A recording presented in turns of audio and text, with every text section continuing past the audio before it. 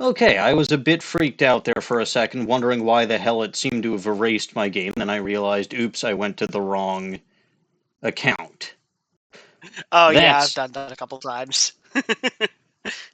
I didn't even get to intro, but that's the way things are starting tonight, so that should tell you all just what kind of stream we're in for today. Good evening, everyone. Welcome back for more Apollo Justice Ace Attorney. And we're still doing some singing, probably. We're on Turnabout Serenade, Disson. And I believe we were just about to start cross-exam... Well, we were about to introduce a surprise witness. I have no idea who this surprise witness is. But Machi Tobaye can see and does understand English. That's about where we're at. And LG is back, so glad to have you back, Hello. LG. Fantastic to be here. I assume you'll be voicing, what the hell is his name? Clavier and Darian. Yes, those are the two I had last time, so I'll keep going with them. Very good. I believe Dawning will be here at some point down the line. She does have play rehearsal tonight, and so she's going to be late to streams moving forward, but at least insofar as I know, she does intend to be by later. Alright, so we just finished the recess.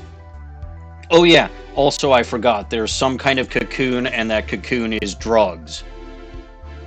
Very important detail. Court is now back in session. Mr. Justice, have you sorted things out with the defendant? Yes, Your Honor, I believe so. We had a good talk. And it wasn't in wingdings for once in my goddamn life. Very well. So, will he testify? Your Honor, the defendant will not testify. What?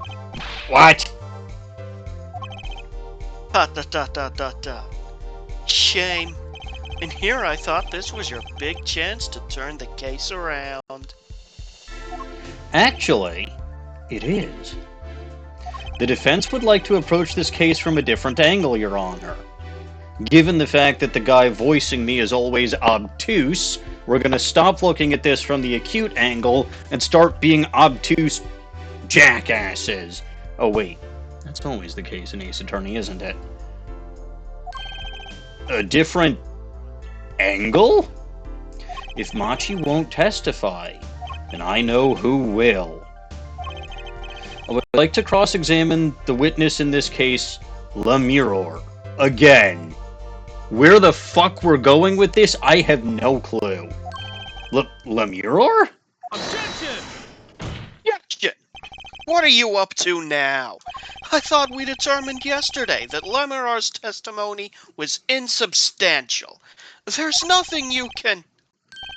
Lamiroir was taken to the hospital yesterday with injuries. What happened? She was assaulted, Your Honor, with sodium chloride.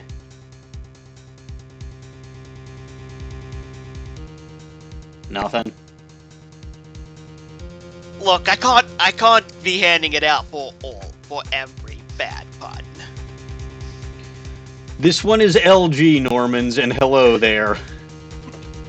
Hi.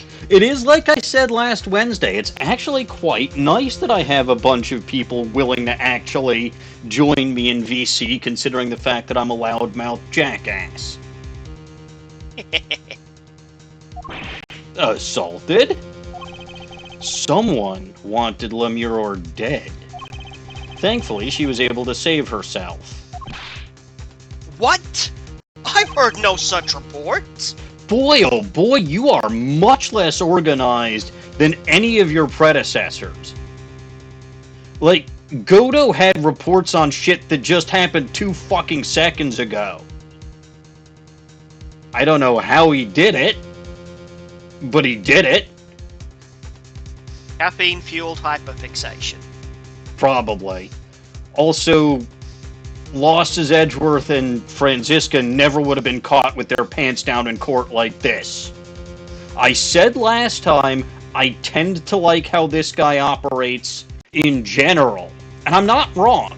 Like, I still like the fact that this is not an antagonistic prosecutor, which is, other than Winston fucking Payne. And even then, he tries to be antagonistic, but it's like an ant He versus... does his best. Yeah, it's like an ant versus a mountain. And I don't mean like an anthill. I mean like an actual fucking mountain. But, like, again, despite the fact that Apollo sent his older brother to jail for murder, this guy has no grudge. He's not antagonistic, but also, apparently the way he works is a lot more sloppy and a lot less professional. I'll take it because it's good news for me all around. Prosecutor Gavin. Exclamation point? Why would anyone be out to kill Lamiroir? Can you think of a reason?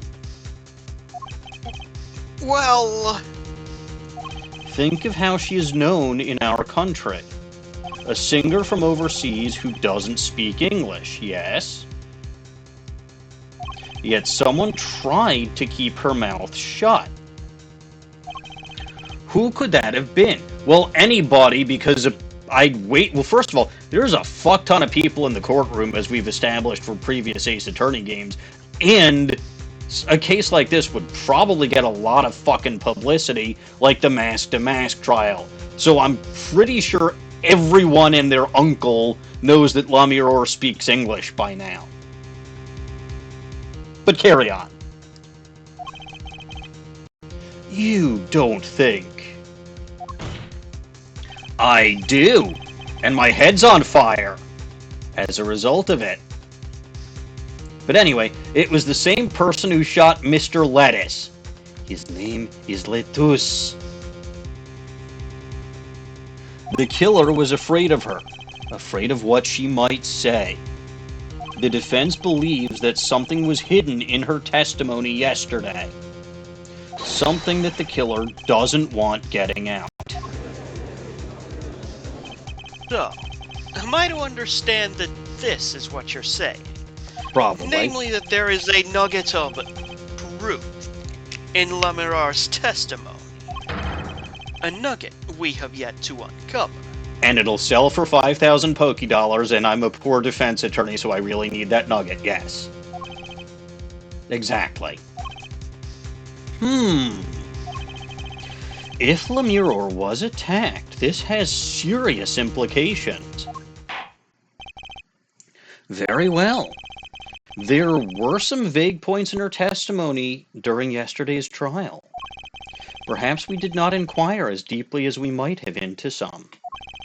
The court will hear Lamiroir's testimony once more. I wonder if this is the same testimony as yesterday, or if it's brand new testimony. Advance the text.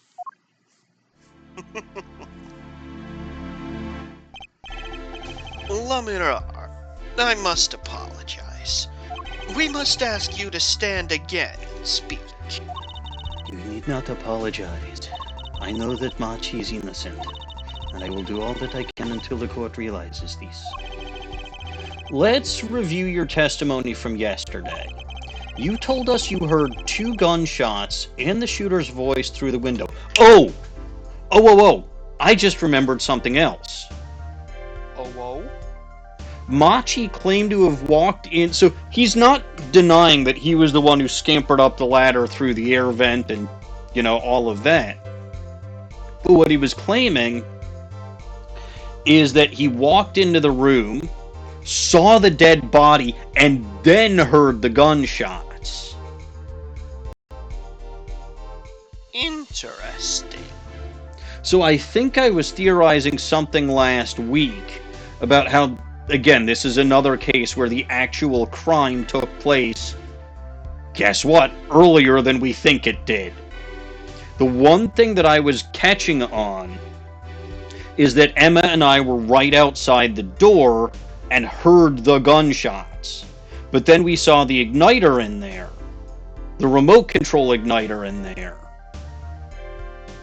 And I had to wonder if there was something that might have been ignited that could have sounded like gunshots. Something like fireworks. Probably. Entirely possible.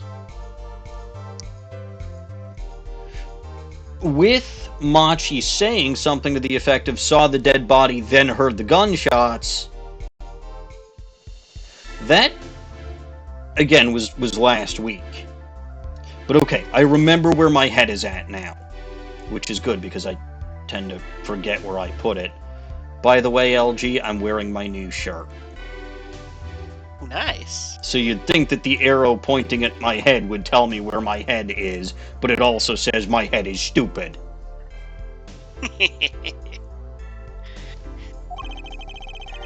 Anyway, and that the voice belonged to Detective Crescend, yes? That is correct. At which point, I proved that she could not be correct. She couldn't have heard any of those things. The small window at the scene was closed and was found to be quite soundproof.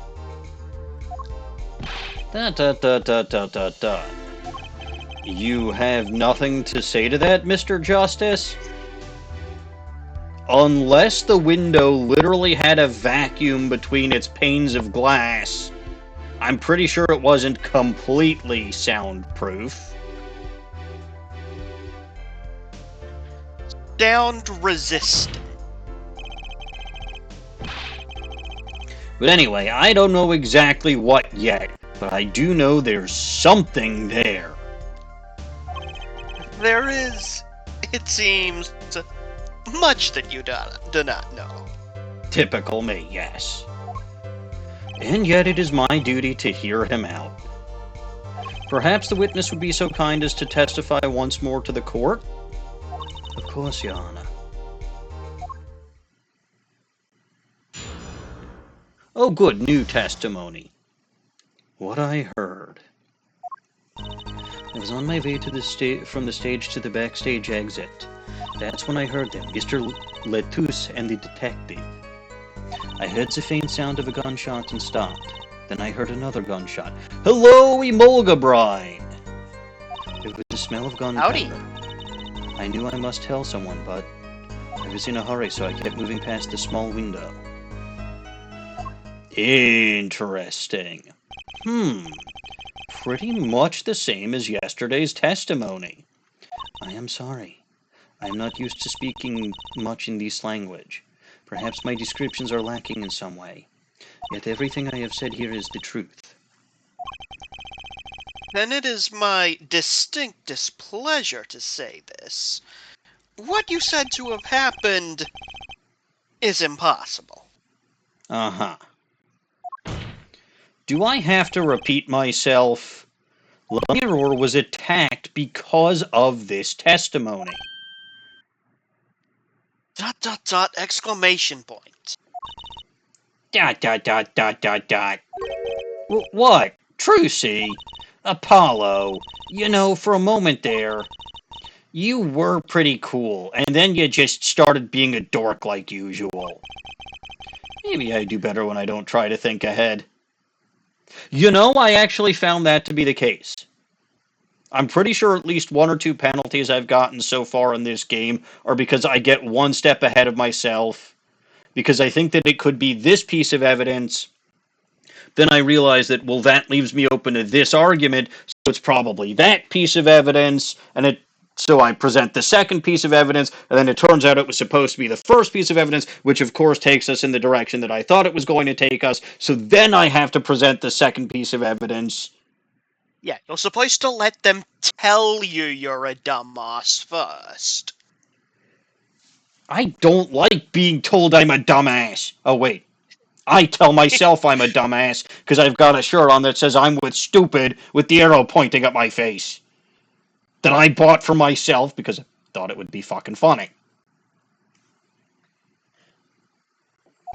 And it is. It is. Very well, Mr. Justice. Perhaps you can coolly cross-examine the witness? Well, I don't do anything coolly, so I'll push all the fucking buttons, which is why I never get anything done. Oh, okay, yeah, the whatcha who's it's up top is grayed out, so this isn't a perceived thing. Alright, press button. Dot, dot, dot, dot, dot, dot, dot, dot, dot. Is something wrong? I know I said hold it, but she's saying the same thing she said before. Mr. Justice? Sorry, it's nothing. Please continue with your testimony. Now I know what they mean about reckless youth these days. That said, I should check my evidence, shouldn't I? The one in red over there is a shining example, Herr Judge.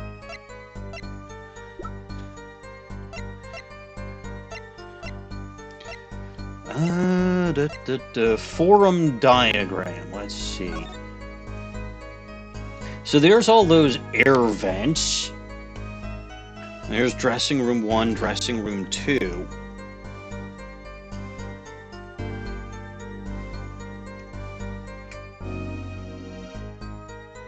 I'm confused about something.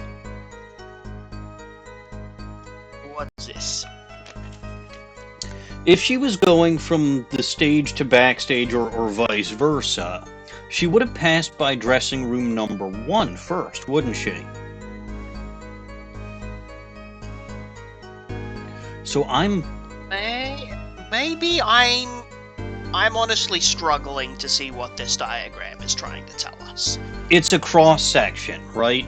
So you've got the stage up in the upper left, right? You've got the drum set, you've got the piano, then you've got on the rest of the top is the audience, and then the little tower thing where she suddenly appeared.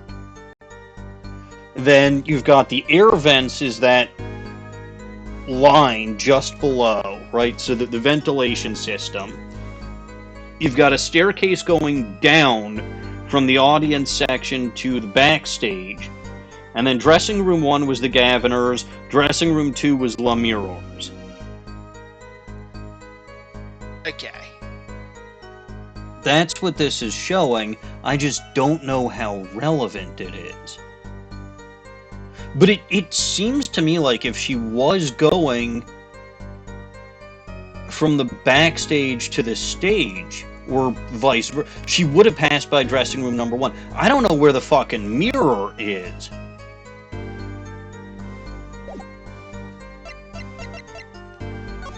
Right, so where's the fucking mirror in relation to that? Because I know where the mirror is in this diagram. It's on the right-hand wall.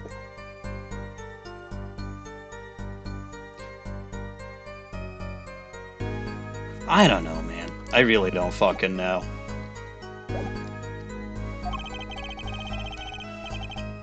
You're the last person who should be pointing fingers, Mr. Rockstar. Ah, yes. Hold it! Detective Crescend? I did not know his name at the time, although I'm pretty sure it's Crescend like crescendo, not crescent. But yes, it was him, the one who took the stand yesterday. How many times do I need to remind you that's impossible? There's no way you could have heard him. Because the window at the scene was closed. Is that why? Curse! Apollo, if we keep asking the same questions as yesterday, we won't get anywhere. She's right. Maybe there's a different angle I can try. I'm going to assume that this is going to lead to story progress, so I'm going to go no need for now. On second thought, maybe I'll just play it safe here. See, I can be calm and collected too sometimes. Don't get too calm or you might grind to a halt. Thanks for the vote of confidence. I liked you better before with the "do I have to repeat myself" bit. Arg, so which should I be? Maybe I'm overthinking this whole thing. Explains why the whole courtroom is on fire now.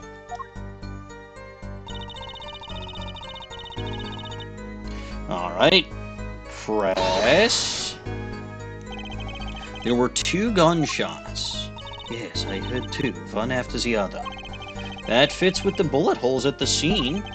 Nothing really new here to pick up. Boy, oh boy. Okay, smell of gunpowder. Hold it! What does gunpowder smell like? Why didn't you tell someone immediately? Well, if it were me, I would have gone to the police right away. It's our duty as citizens. This may be beside the point, but Lamiroir isn't a citizen. Though, one would hope such common sense prevails in Borgenia as well. Lamiroir seems awfully quiet all of a sudden. That's strange. Could she be hiding something? It is as you say, yet it's a time.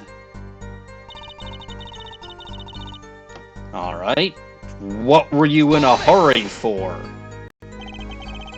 You were in a hurry to go where? I was on my way to the backstage exit, as I have said. Why were you in such a hurry then? Well, I don't think that has anything to do with this case. It very well might. Please answer the question. Objection! Objection! You alright, Lamiroir? Yes, I am just tired. Recall what I told you yesterday, Hair Forehead. Lamiroir suffers from serious amnesia. Please refrain from traumatizing her further. Grr. What, so he can just dismiss questions he thinks are too traumatizing? Why don't you prove her reason had a connection to the case before asking about it, yeah? The prosecution's objection is sustained. The current question is moot, Mr. Justice. Please continue with your cross-examination. Mira was attacked because of this testimony. I know she was, so something's got to be hidden here. Maybe there's some detail we're missing, like the game literally pointing out to you that you should have asked the question on Statement 2, you stupid idiot. I guess we'll just have to get her to fill in the blanks. Right. Alright, question or Statement 2. Press. Yeah, Detective Crescend. Didn't know his name. All of this stuff. Ask the same questions, get nowhere, so what question should I ask? What were they talking about, or did you hear anything else? One of these probably advances the story. The other doesn't. Which could it be? Honestly, if what I think is going on, it might be did you hear anything else? Because now hear me out as to why I think did you hear anything else is the one that actually advances the story. Because they've made a giant point about the fucking stereos in those rooms that blast out music that tell you what point in the set you're at. Uh-huh. So I'm pretty sure that's what we can use to prove my point that this didn't happen when we think it happened. I see.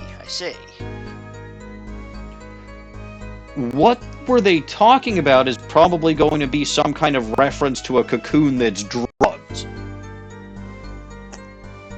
I'm sorry, every time you say it, it's just funny. But it's true, I think.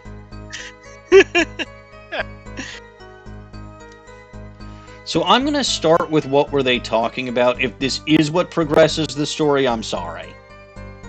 Lamiroir, did you by any chance remember what they were saying to each other? If so, please tell us. ...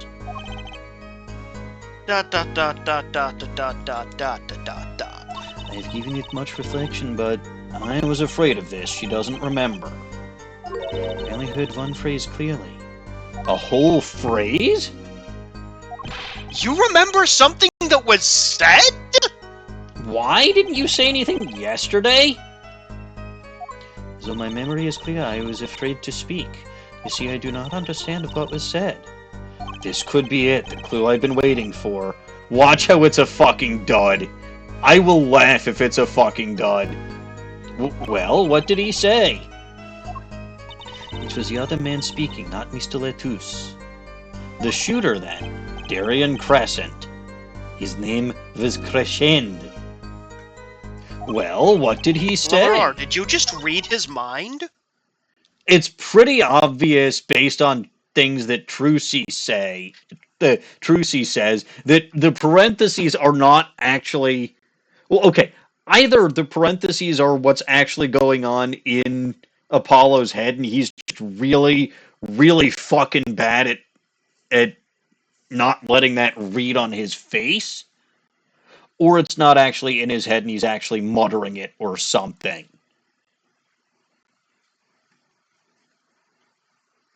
Dot. It's over. Press the switch now. Switch? Oh! The thing that I'm playing the game on. And the shooter said... press it. Yeah. Well, the only button that I have easy access to on it right now is the power button, and I don't feel like doing that.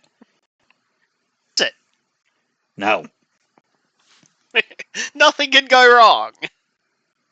This stream started out with things going wrong.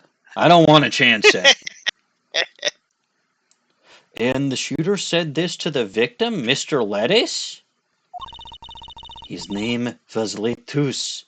I also thought it quite strange myself afterward. It is a mystery. What could it possibly mean? Mr. Justice, care to shed some light on this? I mean, sure, I'd be delighted. It's, very, very vital. Maybe we could add that to the... Shit, this was the thing that advanced the story, wasn't it? This was the thing that advanced the story. Okay, but I had good thought. You sure did think. And it was logical.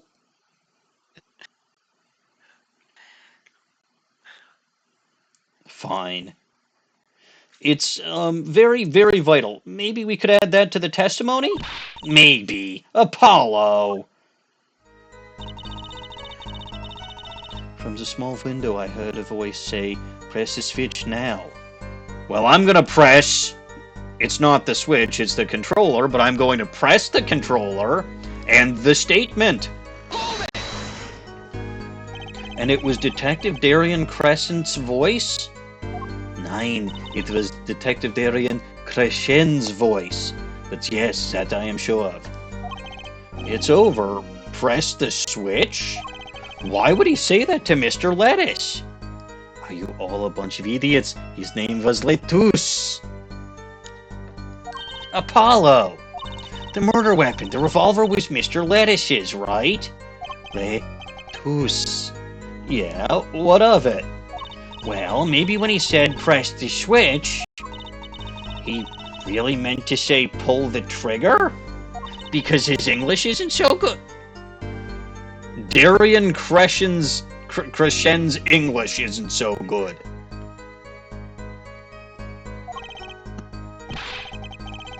Darien Crescent is a native speaker. You are a native speaker, but you cannot pronounce Lettuce and Crescend correctly. Oh, right, sorry, I kind of forgot who was what. Press the switch. That's not something a killer usually says to their victim, is it? No, he was talking on the headset to someone to press a switch.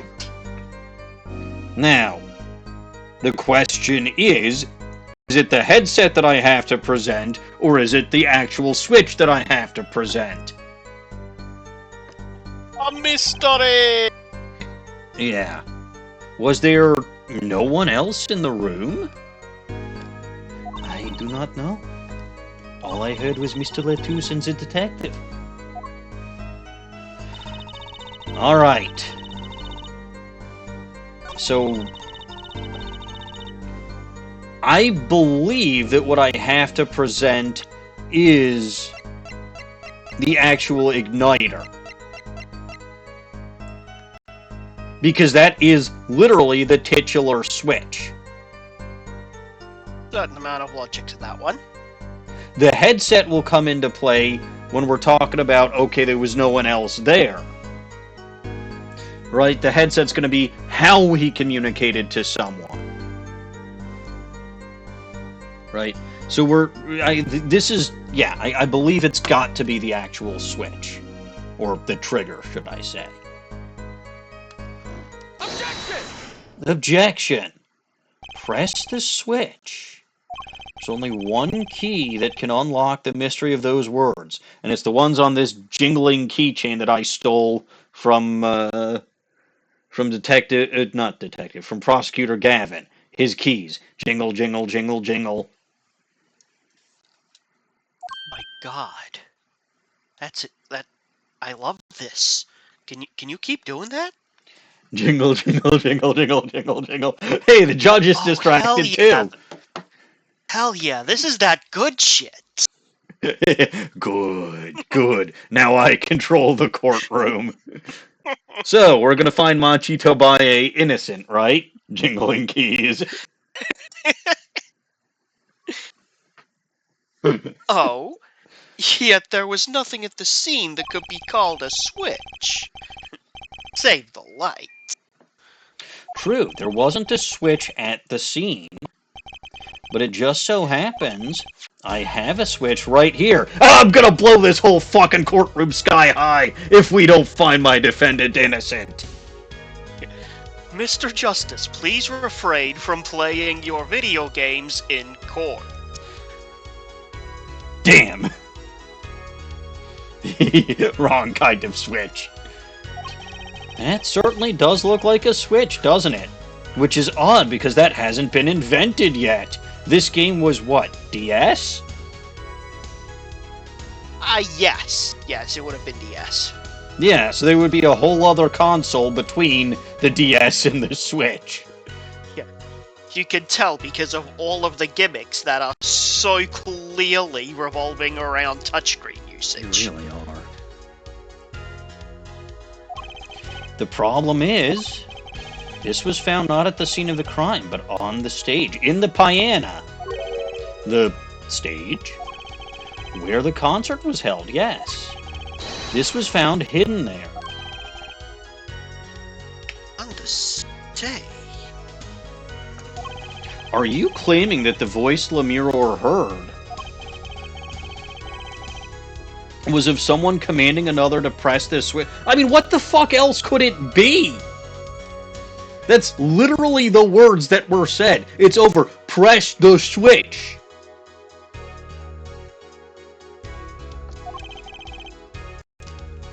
It's not just a possibility, it's literally the fucking meaning of the words. There is no other meaning that it could possibly have, Your Honor. Yeah. Oh, her forehead. I'd call that an impossibility. It's called a headset. You all had them. Why? It's hardly necessary for me to remind the court of the layout of the concert forum. The stage is quite far from Lamiroir's dressing room. And not to mention that the Gaviners are in the middle of a concert on said stage. We aren't known for being a quiet band. You could shout all you wanted and not be heard. The detective's voice was loud, but certainly not a shout. So, too, have their foreheads' cries of a possibility fallen far short of being This heard. is another one where you have to let them call you a dumbass before you can say no. In actuality, you're the dumbass. Sorry, but he wouldn't have needed to shout. Excuse me? You heard what I said, or do you need me to shout it out for... Oh, hey! Apollo's actually getting sassy! It would have been quite simple to be heard on the stage from that dressing room. Oh wait, you like evidence, don't you? How about this? Using this, it would be easy to get a message to someone on the stage from the dressing room. Jingles keys! No, it's obviously the headset. Prosecutor Gavin, perhaps you're familiar with this? Why, that's... What? What is it? Is it some kind of newfangled phone they invented while I wasn't looking? I'm almost as old bag. I don't appreciate this newfangled technology. This is a type of transmitter, a communications device. So you're not actually that far off, Your Honor. Communications? Device? So it is a fucking phone. From what I've heard that night, everyone on stage was wearing one of these. Isn't that right, Prosecutor Gavin? Yes, actually. They're for talking between band members. We all had one on. So you admit that if you were wearing one of these, talking from the backstage to the stage would be quite simple. Objection! True, but wait! Those send out an electronic signal. To avoid interference with the audio systems, their range is quite limited. Lamiroir said it was about 30 feet, right? Look at this cross-section diagram of the concert forum that you pointed out to us.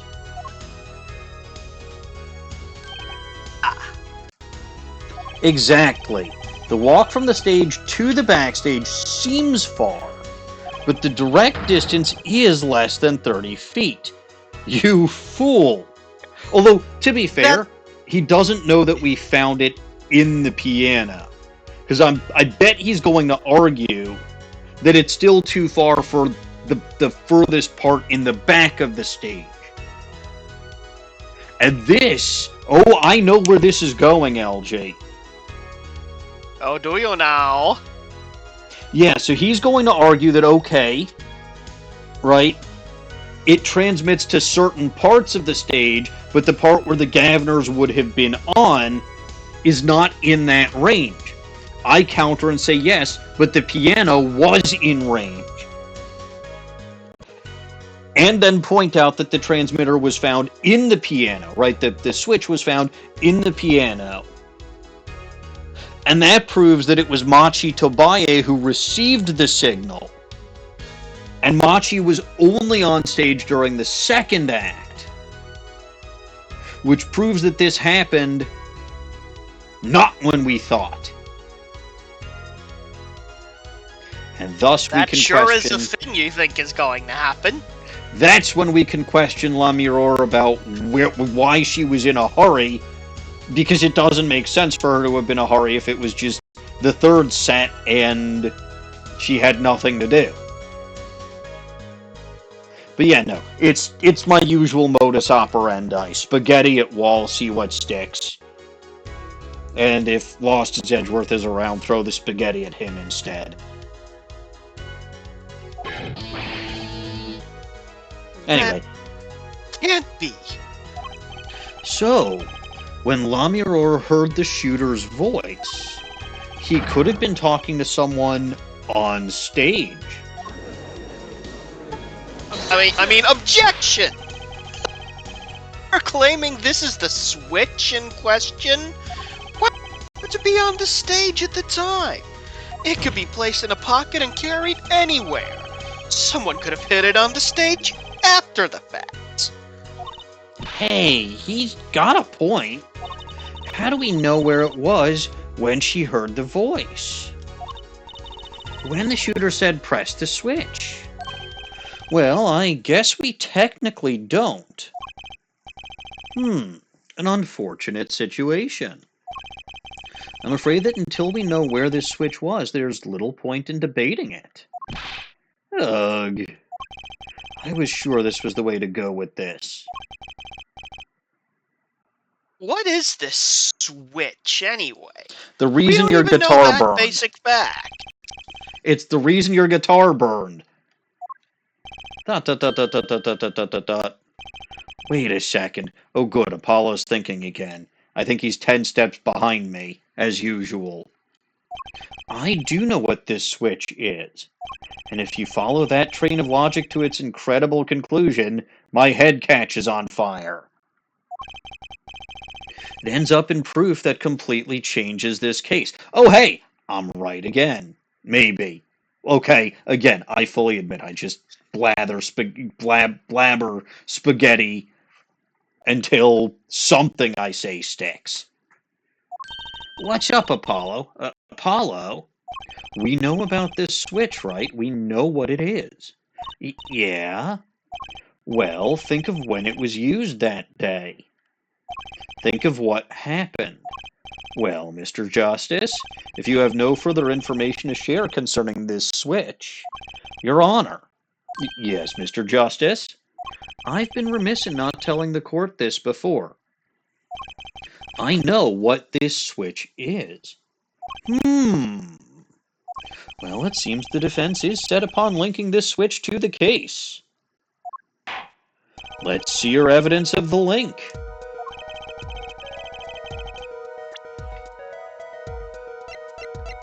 Okay, so the obvious thing to do would be to present the igniter. Uh-huh. It literally says triggered by remote trigger. Yeah. Hello, Joe. We're doing well, I'm doing okay. I can't speak for LG. I'm doing good.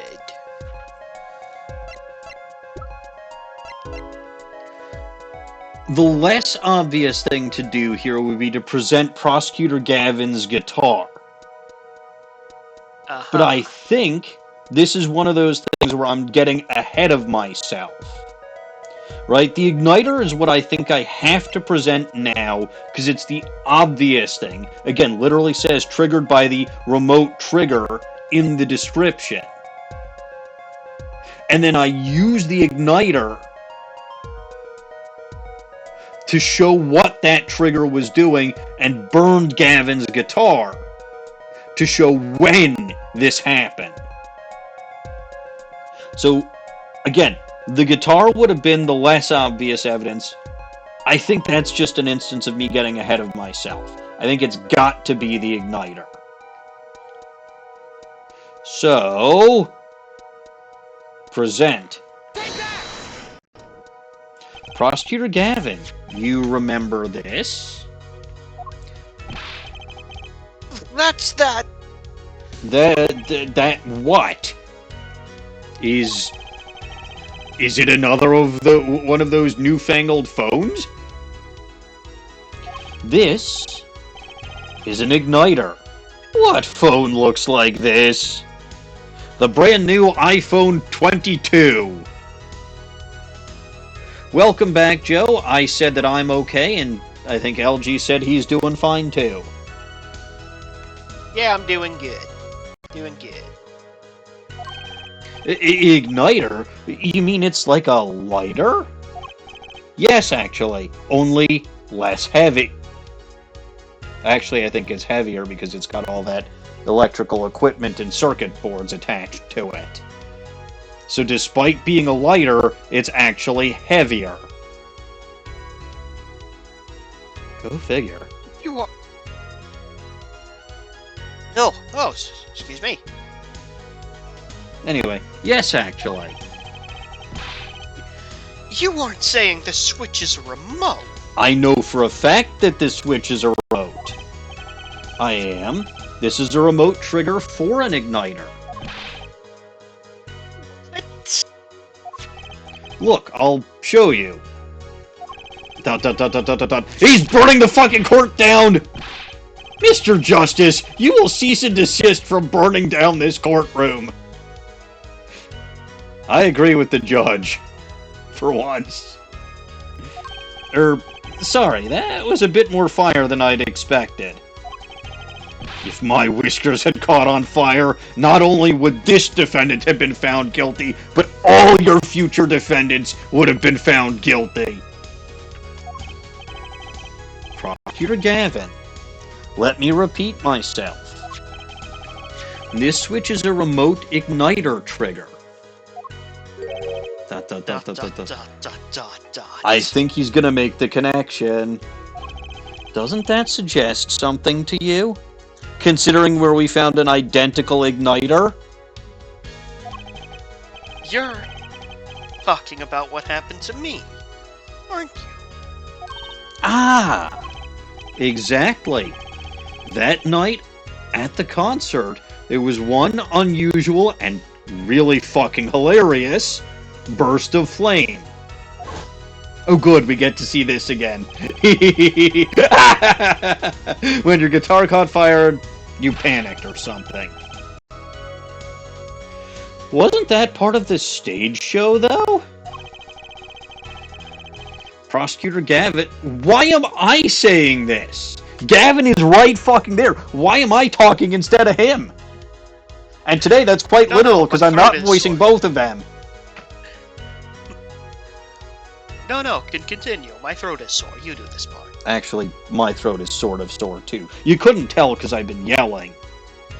But cold, dry air and post-nasal drip do not do me any favors. Yeah, that'll do it.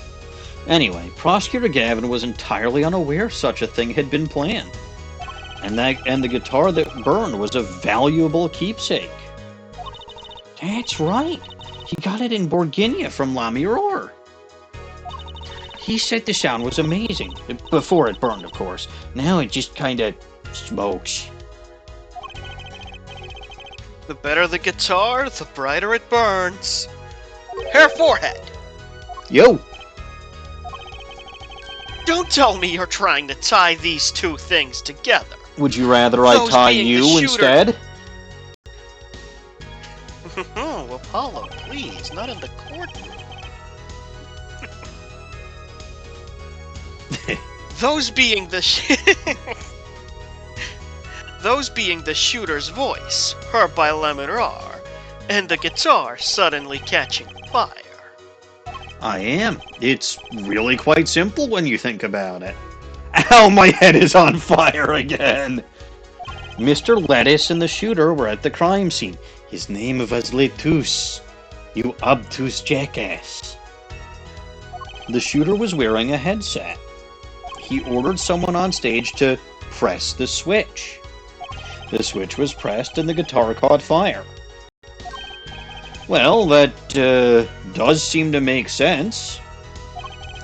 Though something about it is bugging me. Can't quite put my finger on it. No, because something will catch fire, like the guitar. Really? It seems pretty simple to me. Objection! Objection! Hair forehead. Don't destroy what little respect I have for you.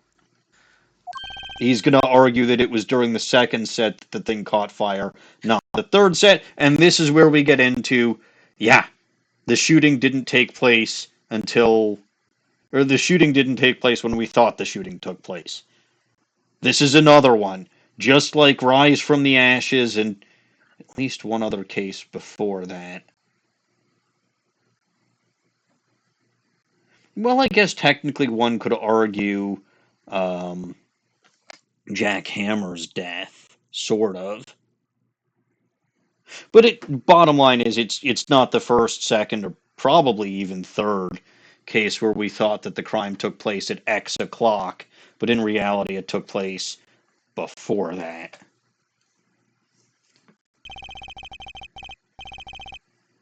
I was expecting something a little more sensible.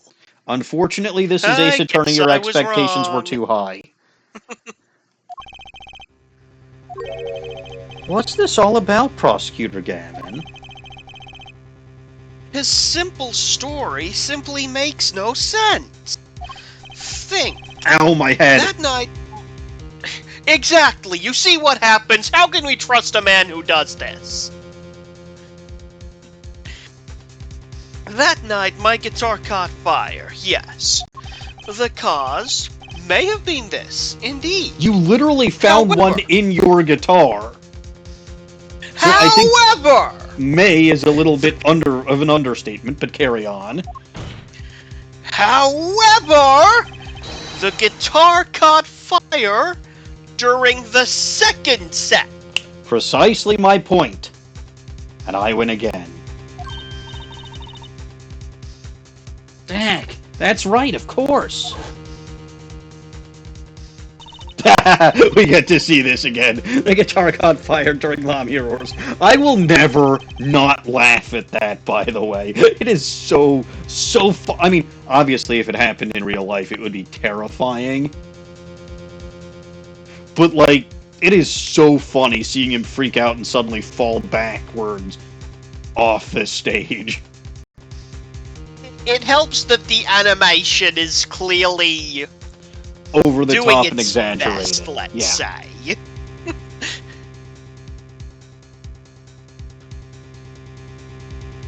Anyway. Indeed.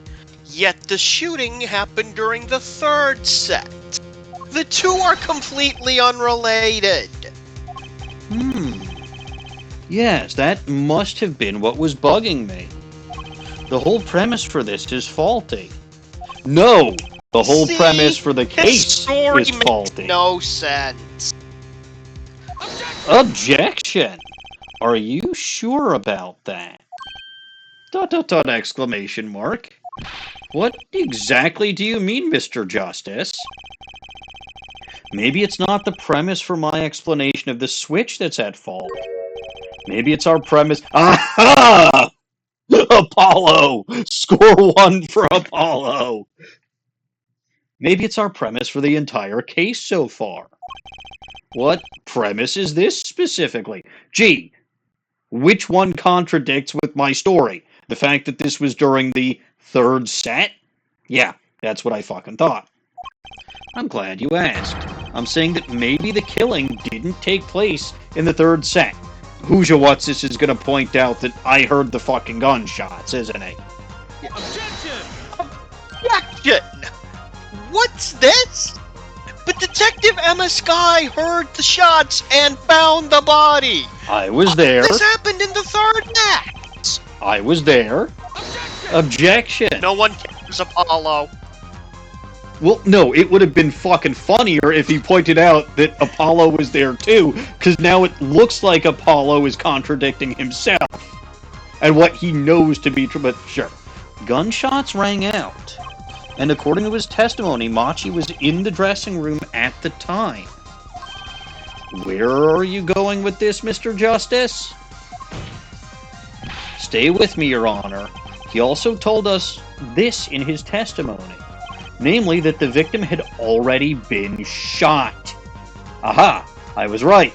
He saw the dead body and then heard the gunshots. I knew I was remembering correctly, which is good because I actually hadn't watched or rewatched the stream yesterday, or today.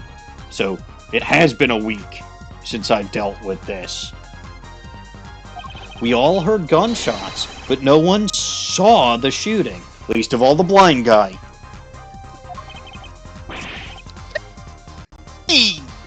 You peeked.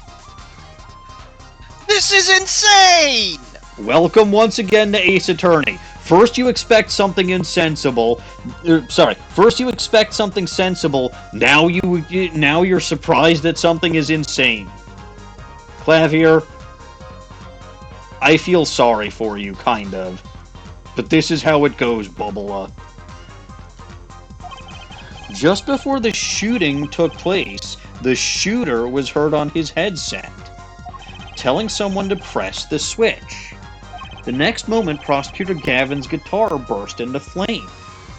We know that a remote trigger igniter was inside the guitar.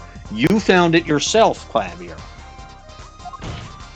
From all these facts, we can draw only one conclusion. But since I'm not an artist, I actually can't draw shit. The crime did not take place during the third act, and there goes Detective Crescend's lullaby. But during the ballad performance, the second act. You peeked again. What? Order! Order! Order! But that goes against the evidence. What evidence specifically does it go against? Certainly not the autopsy report. What does, Your Honor? This crime was carried out according to the lyrics of that song, yes? Hey, he's right, look. The bullet is supposed to come after the fire. Okay, it just means that this stuff was just a fucking coincidence. You're thinking about it the wrong way. Huh? Look, why would the shooter craft the events for the day to follow the lyrics anyway? It's an awful lot of trouble to go through, with little merit for the person doing it. Well, I'm sure whoever it was had some reason. Yes, they did. A reason that made it advantageous to follow the lyrics. You're saying the order was reversed on purpose?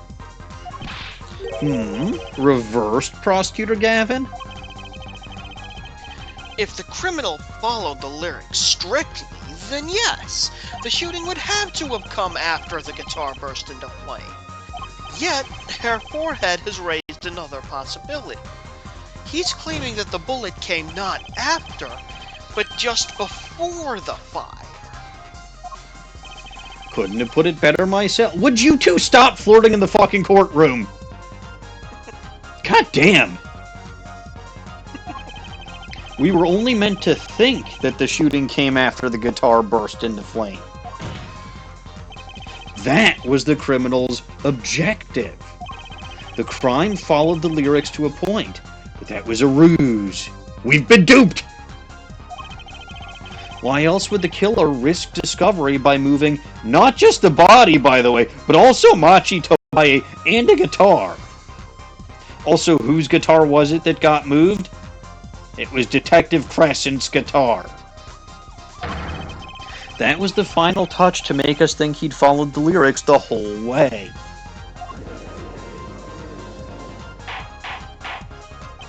Order, order, order. That would explain this most unusual situation. It does. The killer changed the order of events to create himself a lullaby. I mean, an alibi. Nobody was sleeping at that concert. The music was too loud. In other words, the killer was someone who had an alibi for the third set, but not the second. And Detective Crescend fits the bill. Objection! Objection! I was hoping it wouldn't come to this, but sadly it has. Let me tell you why your little fairy tale makes no sense at all. Alright, do tell. Oh, it sounds good, I'll give you that. You've given us a reason for why the killer bothered following the lyrics to my song. I question your logic! Why are you expecting logic in an Ace Attorney game? I question your questioning of logic.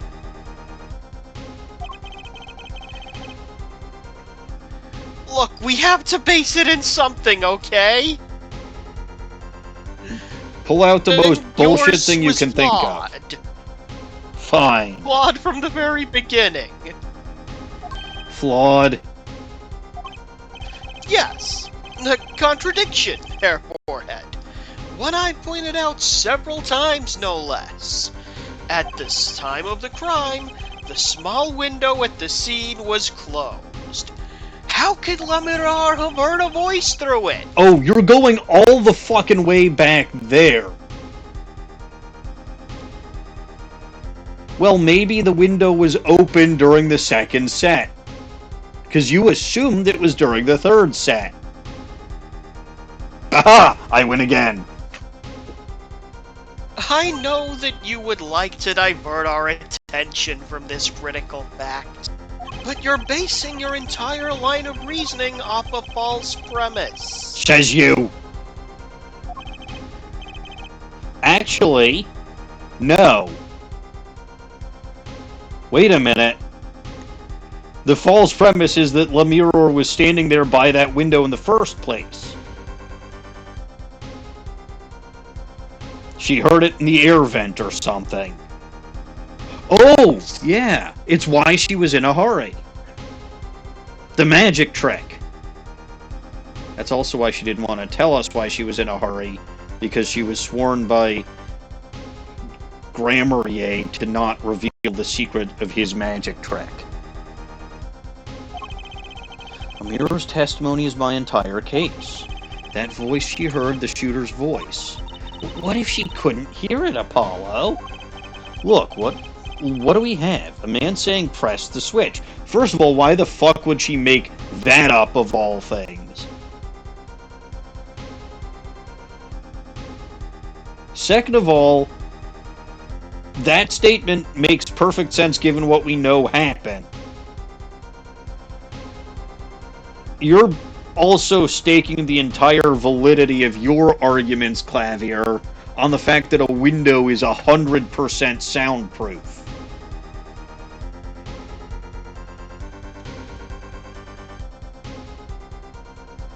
I mean, presumably it would be soundproof enough to make it so that you can't hear shit through it. A normal person maybe not. But I would have to think, or at least it's sometimes scientifically proven, that people who are lacking in one sense have more heightened senses for their other senses. It's possible, yes, but are we really going to, run on that? No. Blind people shouldn't be running on their own. They'll probably trip and fall.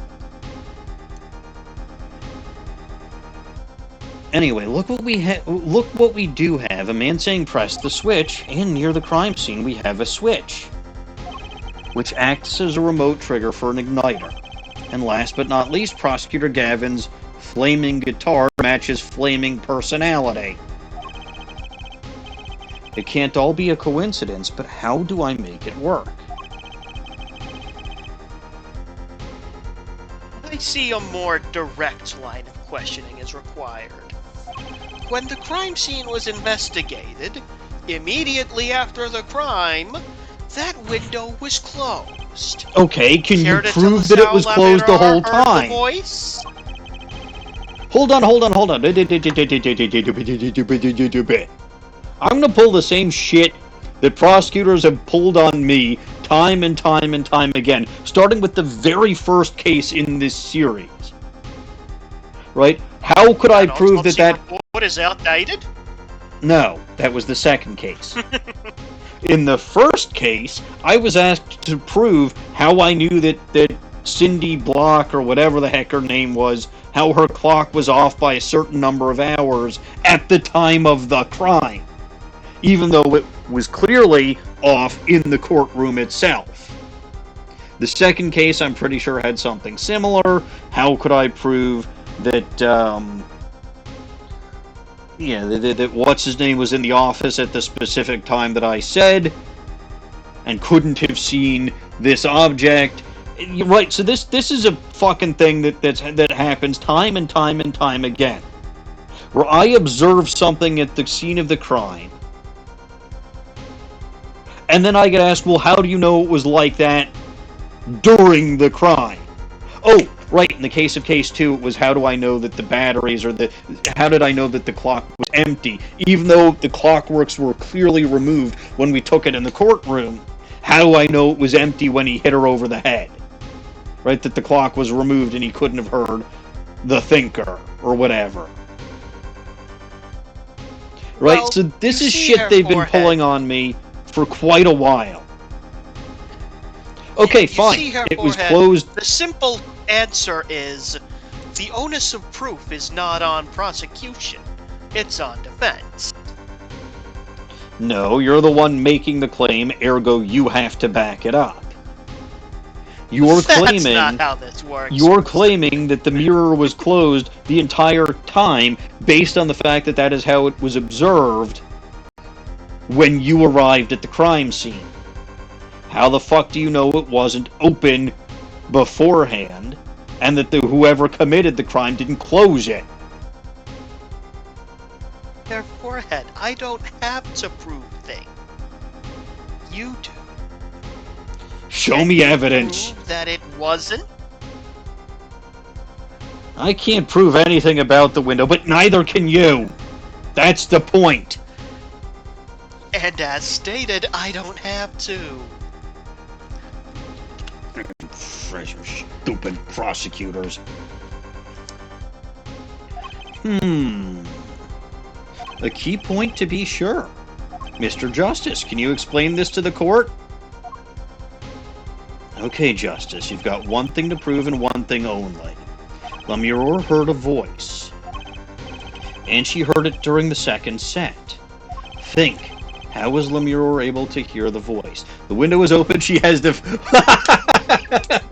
she has divine hearing, does in fact go with the fact that I was saying earlier where, hey, someone who's blind might have super hearing. But no. Like, the actual... So first of all, I've made both of these arguments. Take that! Uh-oh. Which one? Well, it depends. Let's see which one you choose, and then I'll see which one I'm going to make you do. Oh, I was I just didn't gonna think go it with... would go, like, right away. No, I was gonna go with she was somewhere else, because that's the right one, and I assume I get a penalty. I don't know that.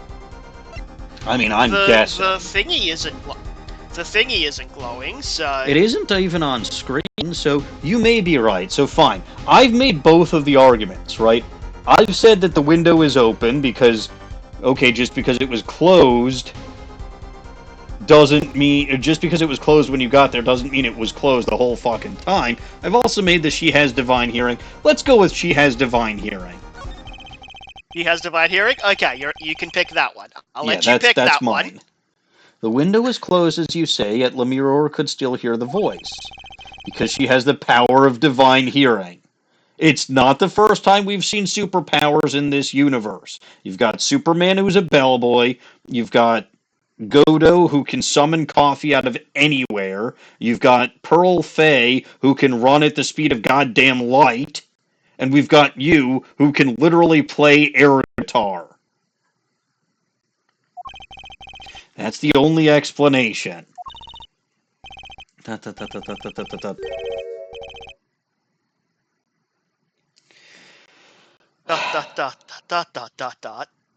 The witness is a siren, Mr. Justice, not a saint.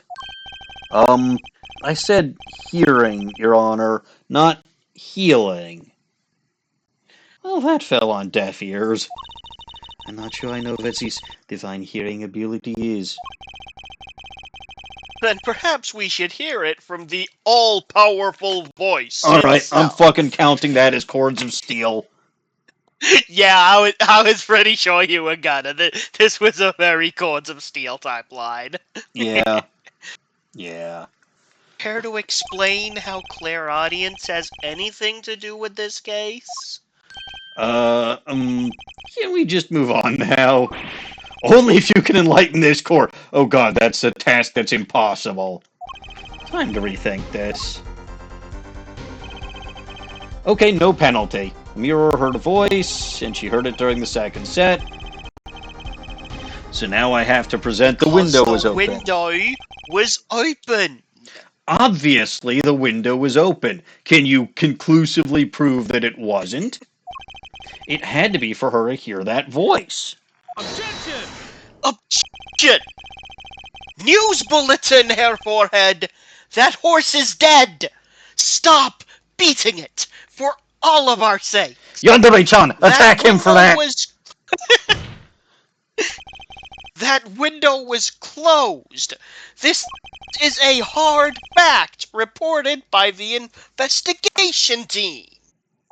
But you, again, you can't prove that it was closed the Oh, whole do you have time. evidence to the do you have evidence to the contrary, perhaps? Yes, I saw it open. Oh, I guess no, but Then do be quiet. I tire of the charade. oh, so you want to play charades later? I see. I just really wanted to cite the horse's deadline. Yandere-chan, eat him alive. Then we'll see who's dead. Anyway, grr, time to rethink this. Lamiroir heard a voice, and she heard it during the second set. Think, how was Lamiroir able to hear the voice? Yeah, she was somewhere else. So again, these were the two exact arguments that I was making, right? Nobody can technically prove one way or another whether the window was open or closed. Fine, I'll give you that. But the fact that it can't conclusively I don't see how Clavier can possibly say just because it was closed when the investigation team arrived doesn't mean somebody didn't close it. She has divine hearing. Okay, I wasn't making that exact argument.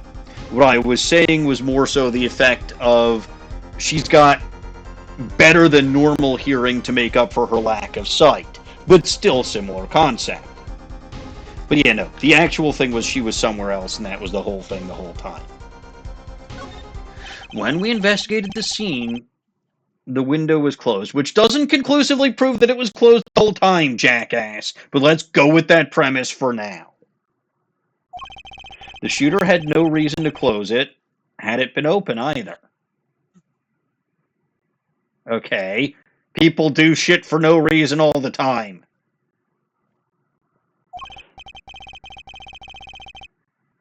Apollo, don't give him that level of credit. Meaning it may have been impossible to hear the voice through that window. Ah, it's good to hear you making sense again. Oh, I'm For a sorry. moment, I was Should I afraid stop you. making sense again? No,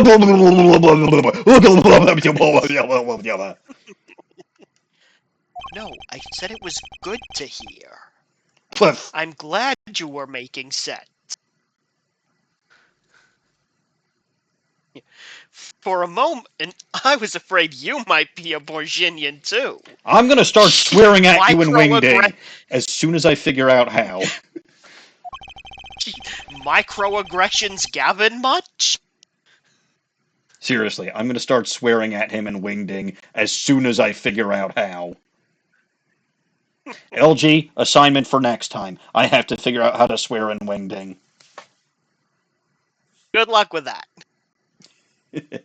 As I was saying, Lamiroir probably could not hear the voice through that window. Most likely. So there can only be one logical explanation. Fairy godparents! I mean, she heard the voice from another location entirely. Well, watch this. You do amuse me so. And here I thought you and Good Sense would be back on speaking terms. Never! Now, I'm afraid... Now, I'm afraid you and Good Sense speak two entirely different languages. I will swear at you in Wingding. I swear it on your life. Dot dot dot dot dot dot dot. Shall I interpret for you, Hair Forehead? Lamiroir clearly stated she heard the voice through that small window. And there is only one small window at the scene. Are you sure? Exclamation point? Think about it. Isn't there another small window at the scene? There is. Ah, I know that look. He wants us to ask him. Very well, you claim Lamiroir heard the voice from another location. Mr. Justice, show us where this location was. Lamiroir heard the voice from here. I knows.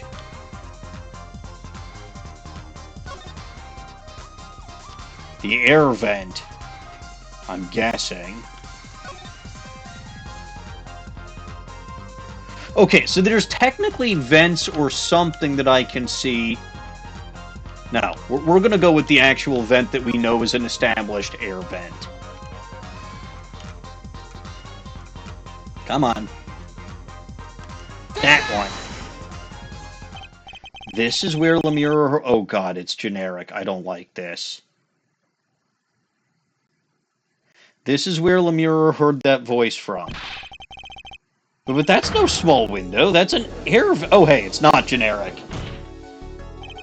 What did she tell us? She said she's a Borginian unfamiliar with our language. It's not a stretch to imagine that she called this air vent a small window. Objection! I do enjoy what happens if you point at the established small window in the image, where everyone's just like, Apollo, that's exactly what we were all assuming, and he's like, well, I couldn't find anything else. Uh-huh. It's funny.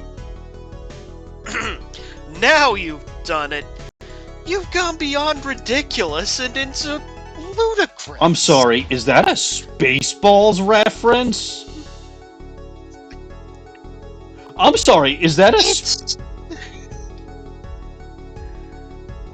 It's not impossible, but... Alright, Snowy says spin spin, welcome Snowy, and those are his moderator privileges, so when I return from a quick break, I will indeed spin. Just give me a quick second. There is something I want to check out. I think I just heard my doorbell ring, which this time of night is a little unusual. So I'm gonna go grab my baseball bat, and I'll be right back.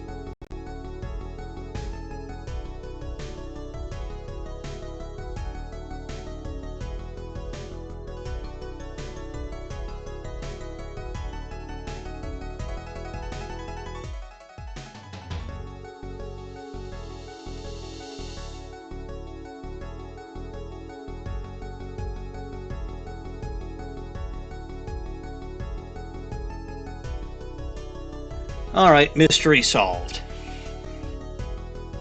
Hooray. It was my next door neighbor. Amazon misdelivered a package to their house. Okay, Alright. yeah, that's fair enough.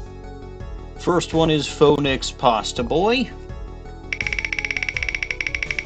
And second one is Upside Down. Very well, comrade. I will turn screen upside down. We will continue this in fake Russian accent. Also, LG, do you know why it is that Mr. Snowy can pop in and immediately get 2 wheel spins? I believe those are the mod privileges. Indeed they are. That is what he gets for being moderator on this channel. Is very good if I say so myself. Is not money, but I cannot afford money. Anyway, your line is next. Yes, Ariado ludicrous. So Lamiroir was up in the ventilation system, hearing this man's voice? That is the only logical explanation, yes. Oh, hey, his little goblin knows best. Please see table for business cards on your way out. Yeah, you thought that one was a movie reference? I can assure you that this next one definitely is. Logical. You keep using that word. I got official business. I do not think it means what you think it means, Herr Forehead. Yes, I believe that it was in fact more movie reference. I'm pretty sure that Ludicrous Speed was reference to Spaceballs now that they have other movie reference here. Anyway, you have 3 little goblin knows best. Technically, there are 2 more that are banked from previous 3. Table for business cards on your way out. Is total of 5. Goodness. Goodness. What happens if I make you mix voices? What? I will do voices subsequently. I do not do them at same time. I do them in one right after other. Forget what word is. Consecutive. Okay. You can, however, make me sing and do voice at same time. Is thing that happens. Oh, I would love to hear Phoenix Pasta Boy sing something. Then Phoenix Pasta Boy will sing. What you want him to sing about? I didn't think that was a requirement. Is no requirement, but technically you can do tsundere for one or other stupid head. You know what? Yes, have him sing his love for Edgeworth. Very well. Then Phoenix Pasta Boy will sing Love for Lost is Edgeworth. That is 2. You do not have to use all of them at once. Yeah, we'll get back to the other 3. Okay then. I will try sing. Hang on, let me take sip of tea first.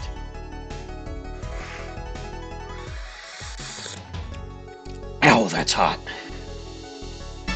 Aye, is another wheel spin. Way too much chaos. Is good.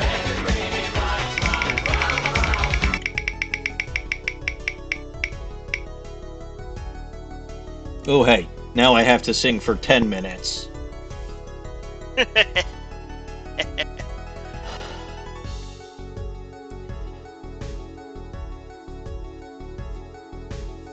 I don't think I've ever sung in the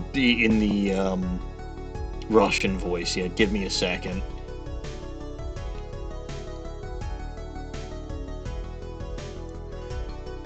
Okie dokie, it is I, Phoenix Pasta Boy, and today I will be singing to you about how much I love Miles Edgeworth.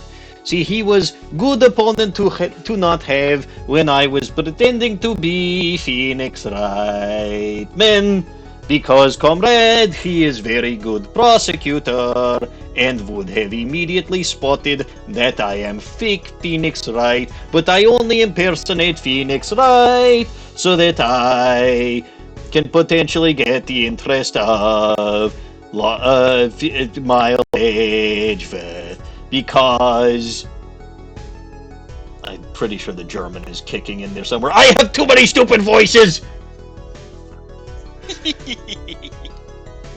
One of these days, it's gonna make my head go haywire. I must impersonate the Phoenix Wright because it is the way to get the attention of Miles Edgeworth.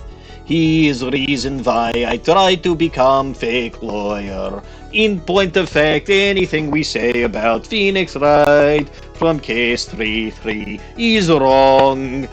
I became a lawyer not to be cover up my tracks for murder. Instead, it was to meet Miles Edgeworth, who was unfortunately not in town at the time. In fact, he was international, but I had met him once before in court, and he impressed me so much that I must have meted him again at any cost, because he is the best prosecutor. Just meeting him the one time meant that I was struck for life, comrade.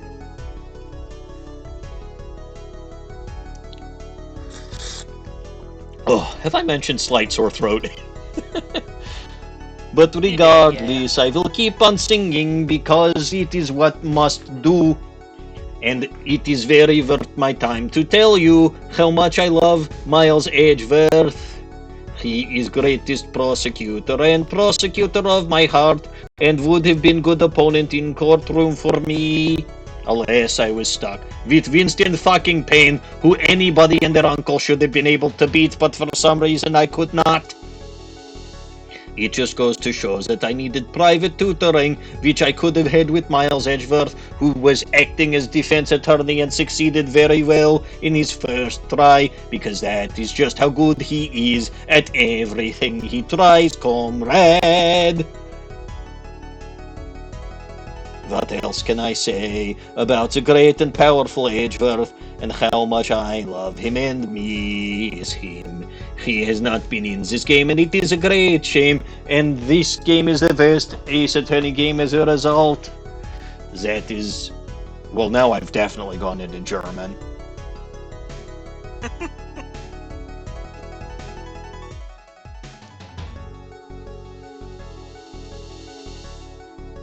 Oh boy, well, we barely got anything out of the Upside Down.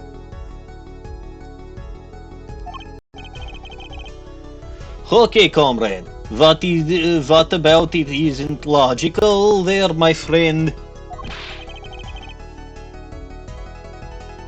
Oh, this is question. Can LG make up on tsundere subject? I do not. Well, technically speaking, yes, if reward being redeemed is Redhead Zelda knife, instead of specific tsundere for X character.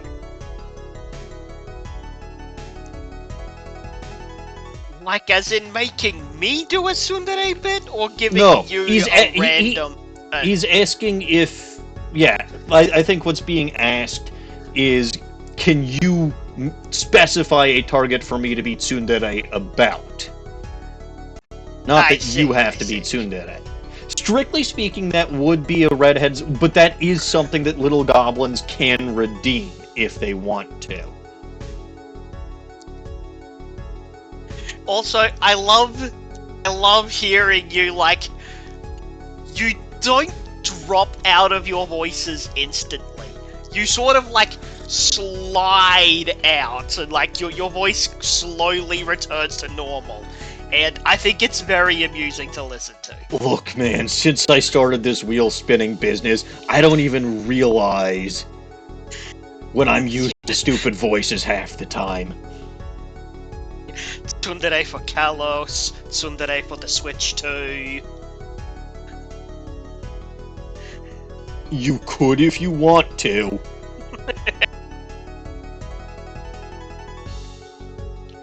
I do think that I should still be singing.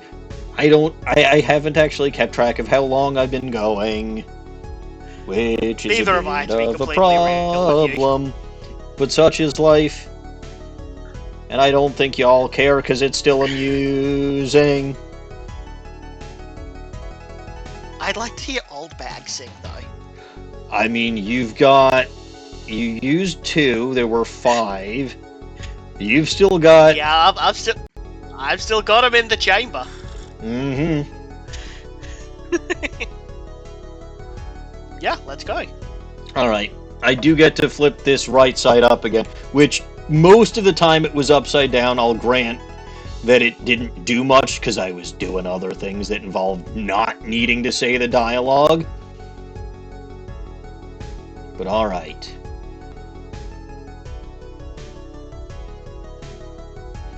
Did you say the line about it hardly merits saying? I did not, no. Okay, then! It hardly merits saying. It hardly merits saying. Why would Lamiroir be in the ventilation system? Hiding like a rat! No offense intended to her, of course. Well, the explanation for that is simple, you stupid snipper whapper. Isn't it Lamiroir? ... exclamation mark. Man, oh man, this stupid snipper whapper might not be as stupid as I thought he was. You have been listening to our discussion here, have you not, young lady? ... Yes, I have. I admit it's had me quite confused since yesterday. Yes, the small window was closed. But why should that mean I could not hear through it? I fear the prosecutor himself might need an interpreter.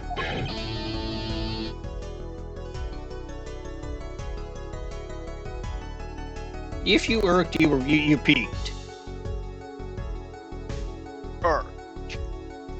Well, the problem here is words, and everyone knows words have to be chosen carefully. I'm Wendy Oldbag, so I just spout whatever's on my mind and blather on and on and on and on and on and on about stupid kids and how much they have newfangled technology that we all hate and we can't understand, and they're all stupid snipper whappers and we just don't like them, and how things were much more difficult back when I was a young little lady.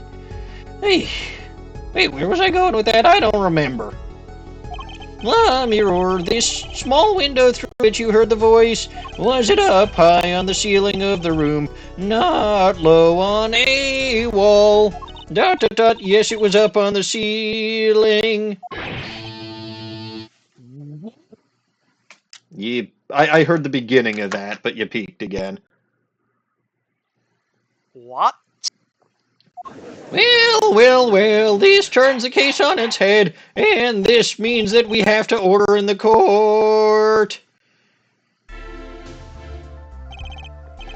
Witness, you will clarify the statement to the court, you stupid snipper whapper.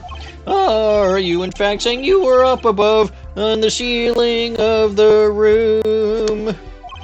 And that's where you heard the moment of the crime. Yes, in fact, I was.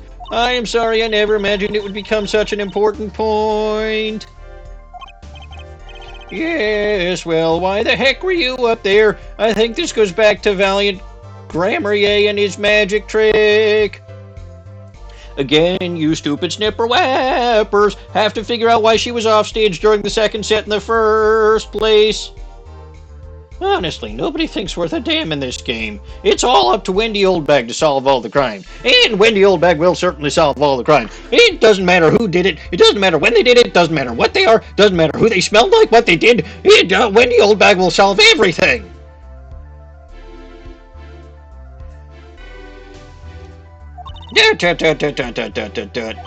I believe it's time for another testimony, and we're gonna reveal the magic trick to the world. I'm not sure I can't. May I remind you that this is a murder trial. We will hear your testimony for sure. If you try to hide anything from us, you will be thrown in jail as a co-conspirator. Tell us why you witnessed this crime from above the ceiling of that room. Please. Dot, dot, dot, dot, dot, dot, dot, dot, dot. Well, looks like I'm on the right track here anyway.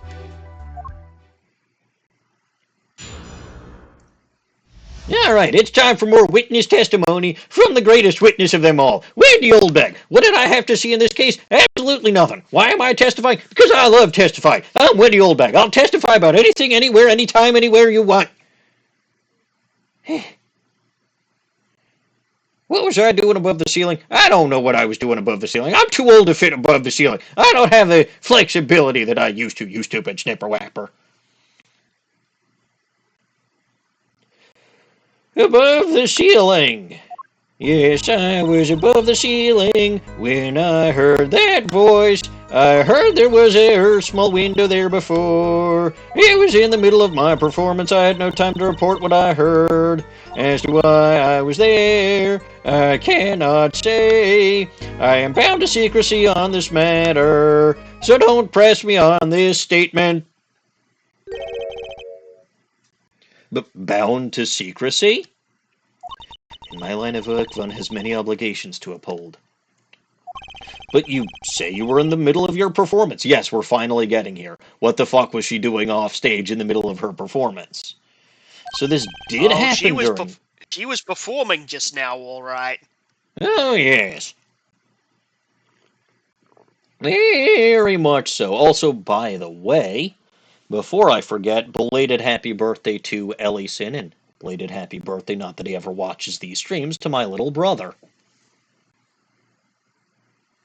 My father's birthday is going to be on Friday. As well? Yeah, my little brother's birthday is the same as Ellison's. Oh, I didn't know you had a brother.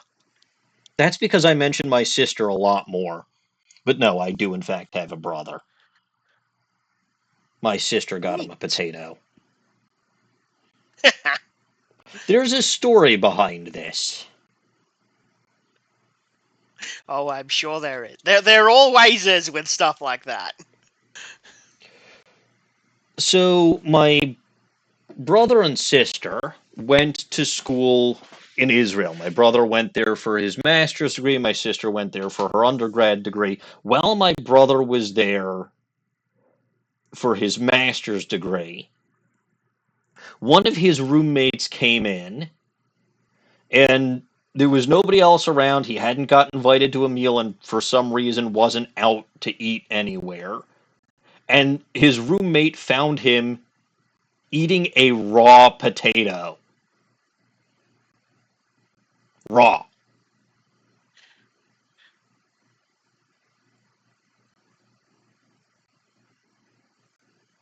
Not microwaved, nothing. Didn't do anything to try to cook it. Was just eating a raw potato. Just straight up munching. Yeah. And since then, we have never let my brother live it down. Yes, Octane Hyperion, happy belated birthday to the both of them. Ellison might see this in the future. My little brother probably won't. Anyway, so not only did she get him a potato for his birthday, she also included a set of instructions that she handwrote, how to cook potatoes for dummies, and why you shouldn't eat a raw potato. Fantastic. Can you tell that my little sister and I are related?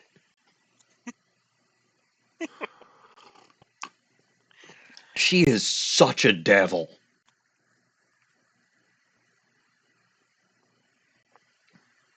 Anyway, I think we're going to make the birthday potato a yearly tradition for my brother. Now, I will say this happened several years ago at this point, right? We're ragging him on this, years later. And the birthday potato will only be a tradition now. But, I want to see, next year I'm just going to stick a birthday candle in a potato and give that to him as his gift. In my defense, I gave out fantastic Hanukkah presents this year, so I'm not that compelled to give out good birthday presents, except to the wife. The wife is always Of the course. exception. Hyperion, here's the other thing that you need to know about my little brother. He's smart. Like he's the intellectual of the family. Cooking is not his strong suit. And he does have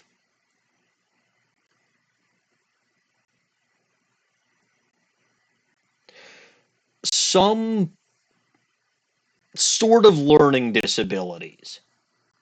So I'll give you an example. When my parents were out of town, and this was back when I was living with them, and my little sister was significantly littler, and my brother was. I mean, this was post college for sure for me. But like my little sister, I think was still a minor at the time, and I was still living at my parents' house at the time, and I had my job, right? So I was driving 20 miles home, but there was no dinner prepared. So I figured I'd let my brother know, hey, can you do this for me so that I can, have a bit of a head start? I asked him to, and I quote, put up a pot of water on the stove, which, LG, if I told you to do that, what would you do? Uh, so repeat the exact instructions. Put up a pot of water on the stove. Yeah, I would get a pot of water. Which pot is it anyone's guess? Probably one of the bigger ones. Mm-hmm. Fill it with water and set it boiling. Yeah, see, you would know to He turn the did not stove set it on. boiling, did he? No, he just Yep. put it on the stove and didn't turn the flame on. Yep. He's not dumb as a box of hammers. He just needs step by step by step instructions. Things that you and I might take as a logical inference from a statement, he doesn't quite get.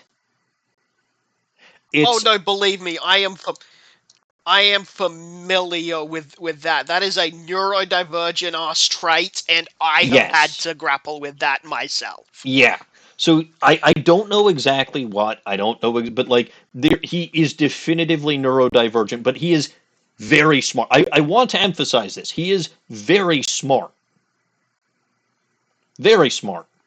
which thank God he is, because otherwise he's a teacher and I would feel really bad for his students. But no, he is incredibly smart, and I cannot and will not stress that enough. But just he doesn't process instructions the same way the rest of us do. Neurodivergency is what it is. And again, we'll rag on each other for like the stupidest things. Like we still rag on my little sister. Okay, you might like this, LG. We still rag on my little sister. When she was about 2 or 3, maybe 4, we went to go see Wicked in on stage. And Yeah. we get to our seats, and my little sister's looking around, and she's like, "Where's the screen?" Yep. Because she thought it was a movie theater.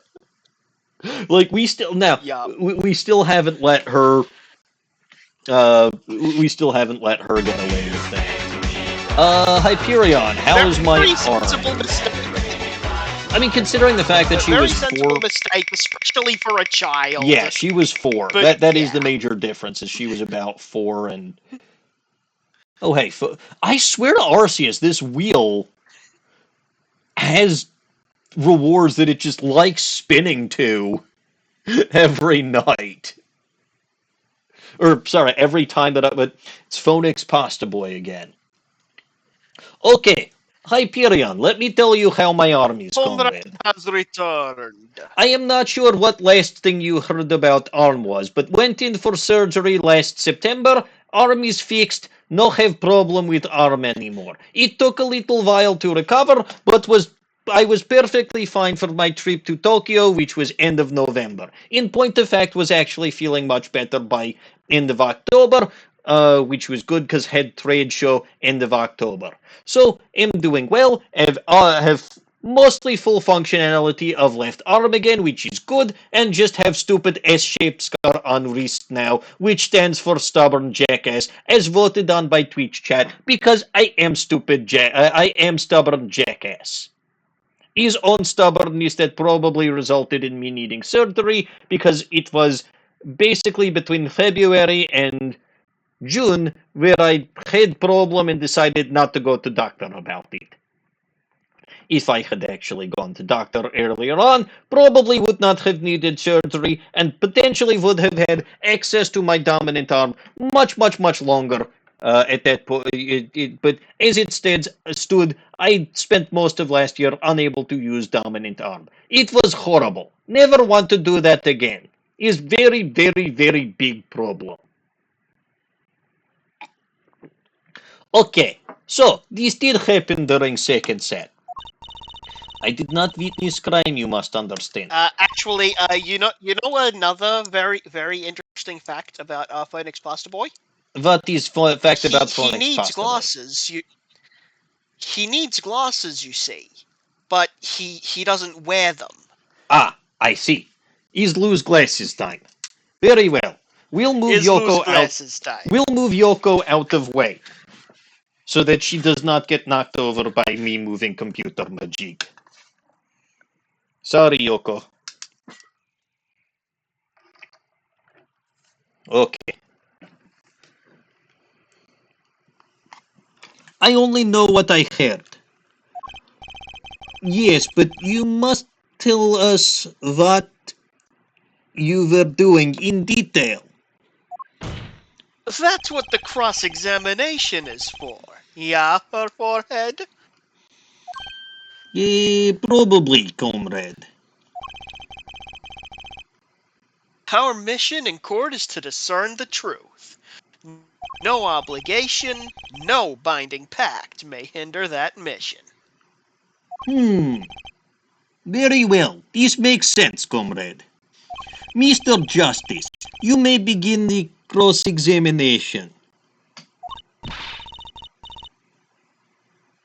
What are you going to do, Apollo? I am going to find out the truth.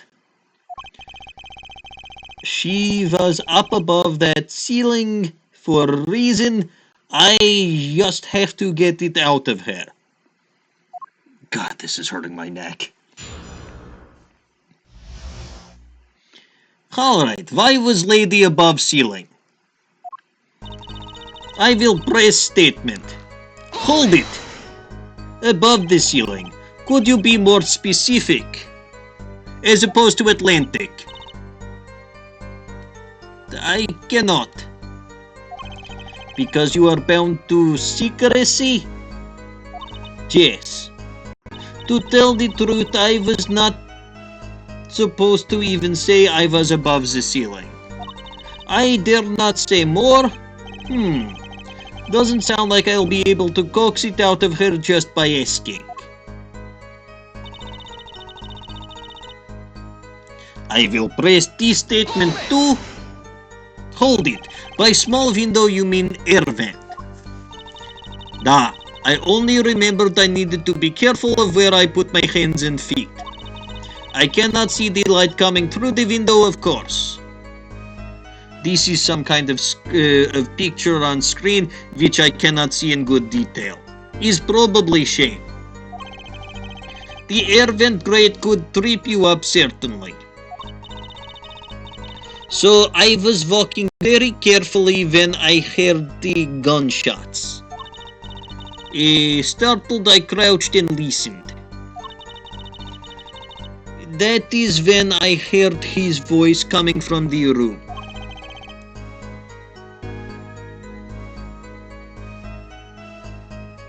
Darian's voice. I knew something terrible had happened yet. I will press button. Hold it again. So without a word, you just let the third set start. After curtain closed for the second set, there was still much to do. You could have prevented this whole misunderstanding if you had only told us sooner. Perhaps I could have. I see little point in badgering the witness. What's done is done. The mind works differently when you're in the middle of a performance. Is actually true, yes. Why, I've lost my voice in the middle of a show and kept on singing, completely unaware.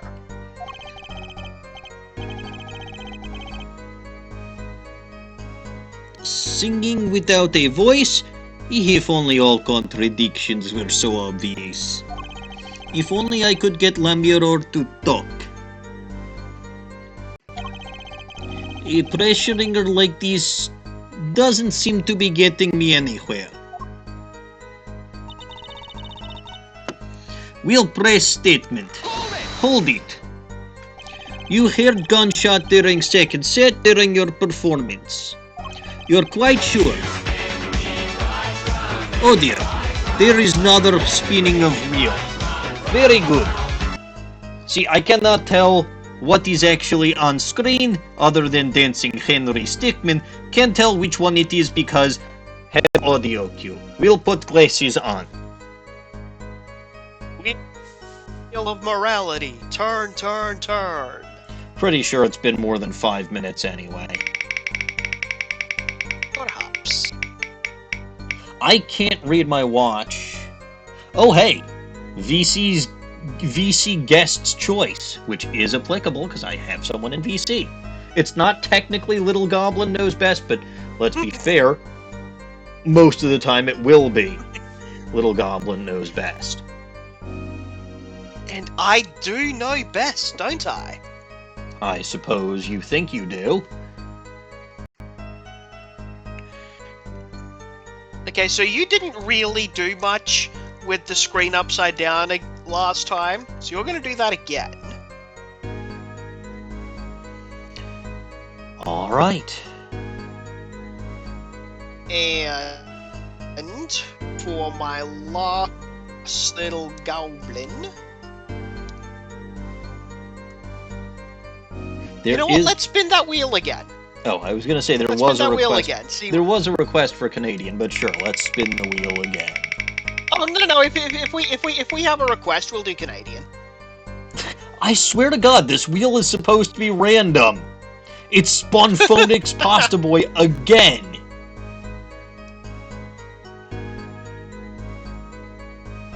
Well, okay, random does technically mean you might spin the same thing multiple times in a row, but like, do we go with that or do we go with Canadian?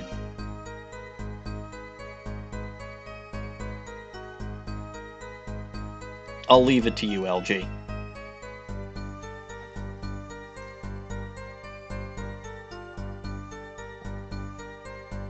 Well, we'll go with Canadian. We had the request. I want to honor that. The wheel is weighted KR, but like all of the different voices have the same weight.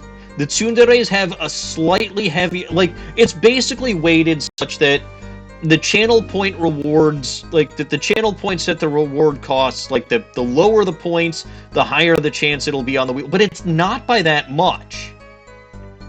Like, okay, you take a look at the wheel, and again, this won't count, but you take a look at the wheel as it spins. Yeah, that's not a perfectly balanced wheel.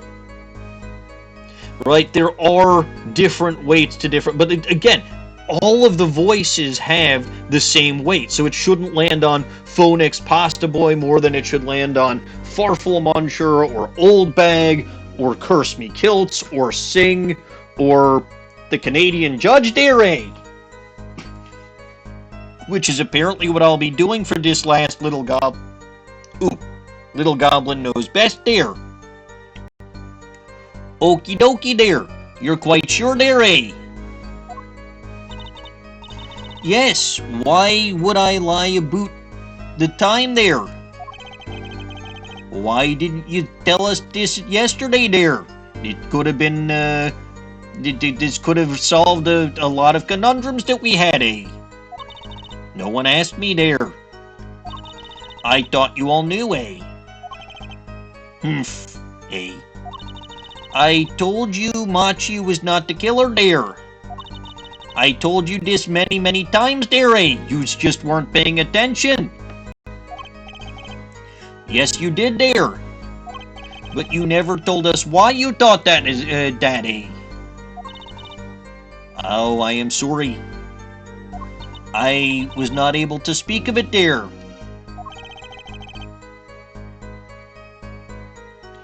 Unable or unwilling there. She's not talking there, Apollo. What do we do, eh? We'll just have to prove it ourselves there. As long as she is... I hate words like this where it's B or D or P or Q and it's upside down and inverted. I believe that's supposed to say bound there. By this pact of silence, she won't talk there, eh? But if I can prove why she was up there, she'll have to admit it there, eh? Oh, but how are you going to go about, how are you going to there, eh? How are you going to do that there, eh? She was singing on the stage, Apollo. Don't you remember that there? You were watching. She couldn't have been up above the ceiling too, eh? Yes, she could there. Exclamation mark, eh? I've got a theory as to why too. And maybe I've got the evidence to prove it there. Probably. I will press on this last statement too there, eh? Hold it! Hold it there. Exactly who bound you to secrecy there? I'm not sure I'm allowed to say who it was, eh? No, I think perhaps that is all right. It is just a name after all, eh? It was Valent Grammarier there. Or perhaps you know him, eh? Grammary? What? You mean Uncle Valent there? What? Valent Grammarier? Who is this Valent Grammarier there, eh? A grand magician there. The one... Wait, these long words really get to me when the screen is upside down there. Oh, the one responsible for the illusion performed during our concert there.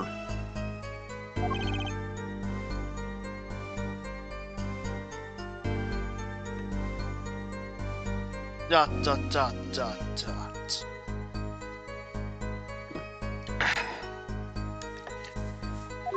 Ooh, interesting reaction there, Prosecutor Gavin.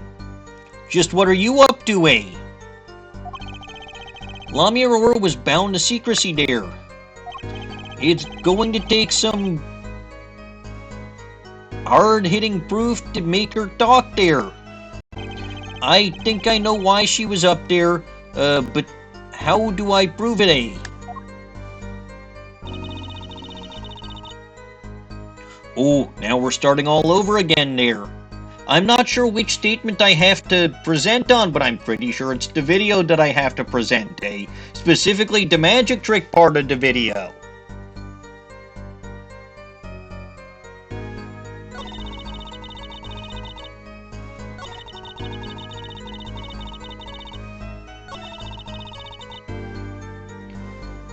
If I had to guess there, it would be on the statement as to why I was there I cannot say, eh? I'm presenting the video as evidence for why she was there. That is my that is my theory. It is probably wrong, eh? But that is what I am going to try to do upside down.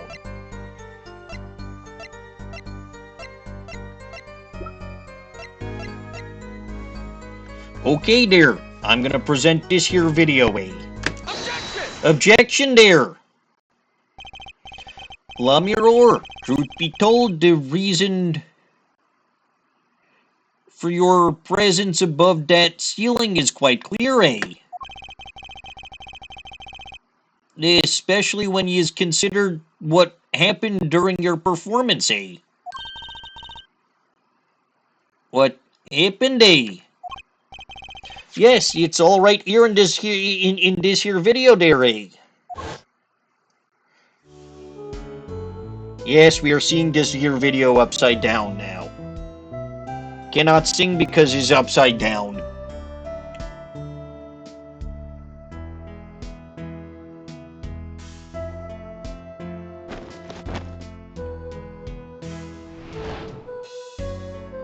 Yes, we are going to witness the guitar catching fire again, except upside down this time now, Is very amusing, and I will never not laugh at that. There,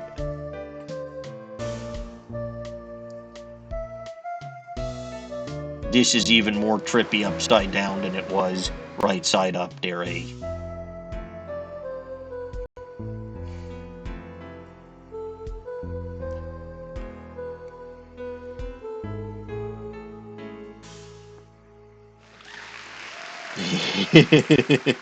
Just looking at Gavin trying to fan his guitar to put out the flames.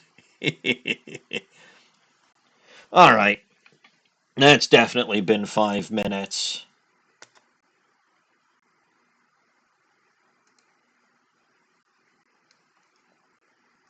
But I did want to see that animation upside down because it was really funny. Da, da, da, da, da, da, da, da, da. As we can see, Lamiroir was clearly not on stage for her entire performance. Though it saddens me to be so realistic, Lamiroir is incapable of actually vanishing, let alone getting from one place to the other without actually, like, instant transmission. That thing Goku does. So, the only explanation is that she was hidden from view. And during that time, she moved to the back of the forum. Apollo! What, Trucy? It's not nice to reveal a magician's secrets, and it's against the rules. But I'm a lawyer. I'm not supposed to be... Truer words have never been said. Okay, except for when Emma was asking if we could finally get a fucking normal case here. But that was more of a question and frustration than an actual statement. But I'm a lawyer. I'm not supposed to be nice. This is all very fascinating. But how is it possible? There is only 20 seconds between when she disappears and reappears. She couldn't have moved that fast.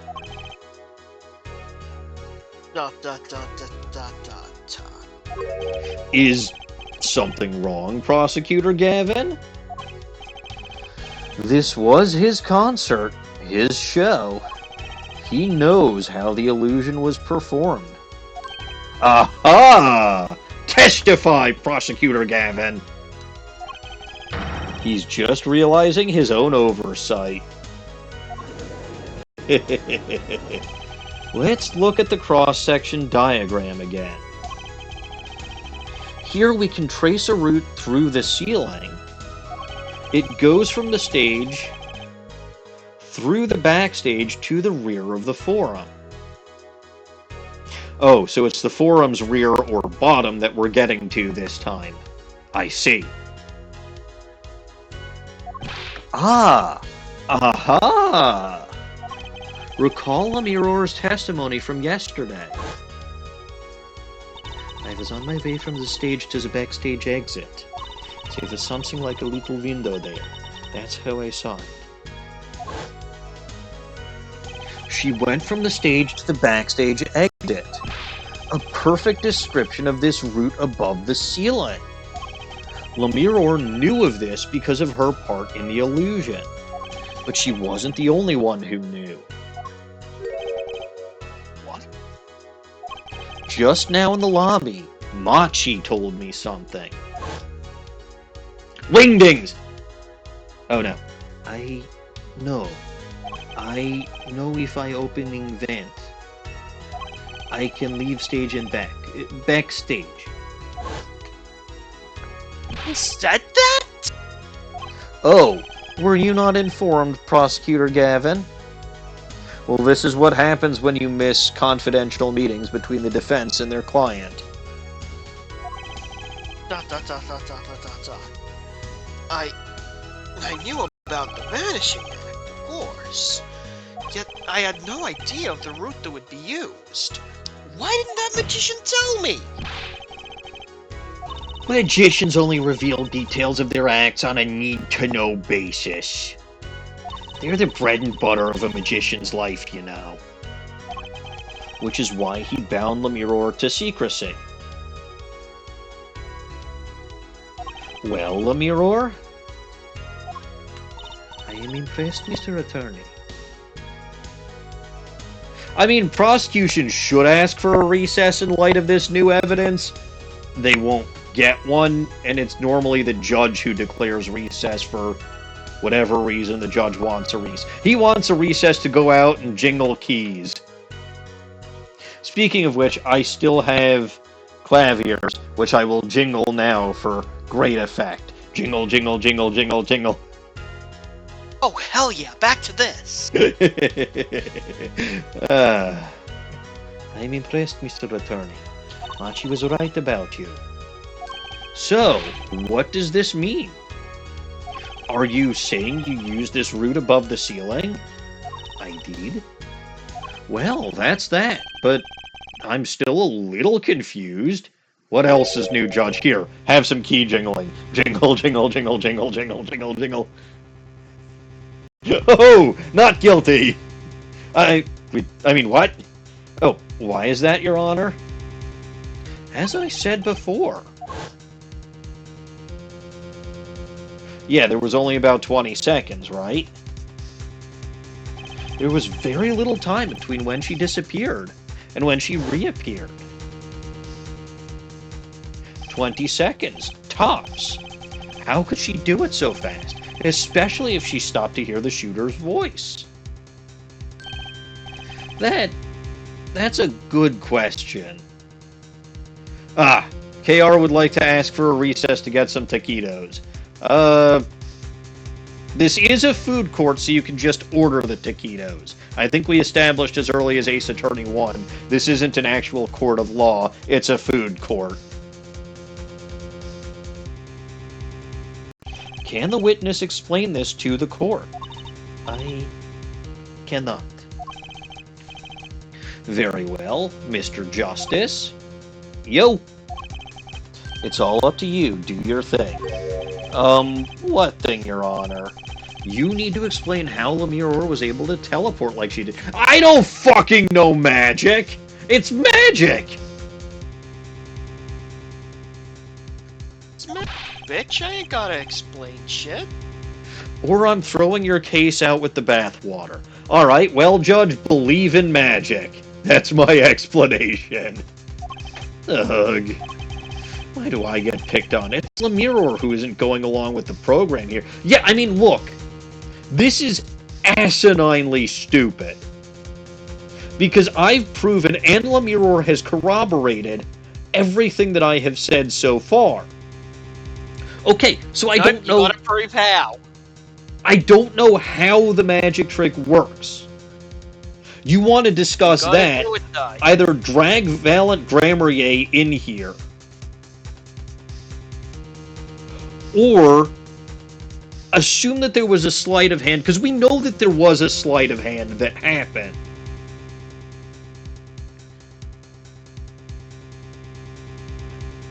How she got where she was doesn't really matter. Because she's confirmed that she was there.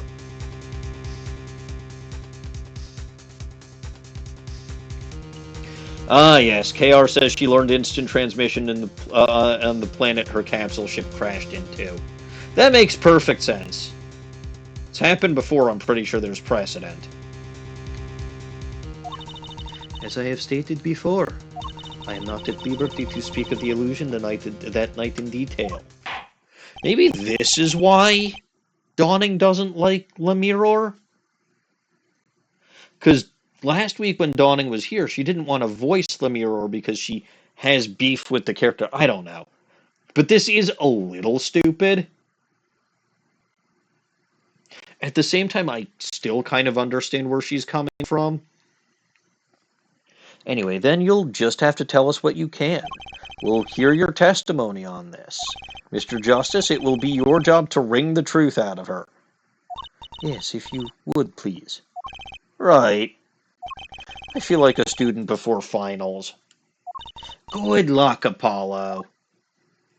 More testimony. Jesus fuck, how long does this case go on? The big You're illusion. about halfway through, ish. Halfway? Ish. Jesus fuck. I followed the route exactly as I was instructed. There is an emergency exit in the backstage where a stagehand waited.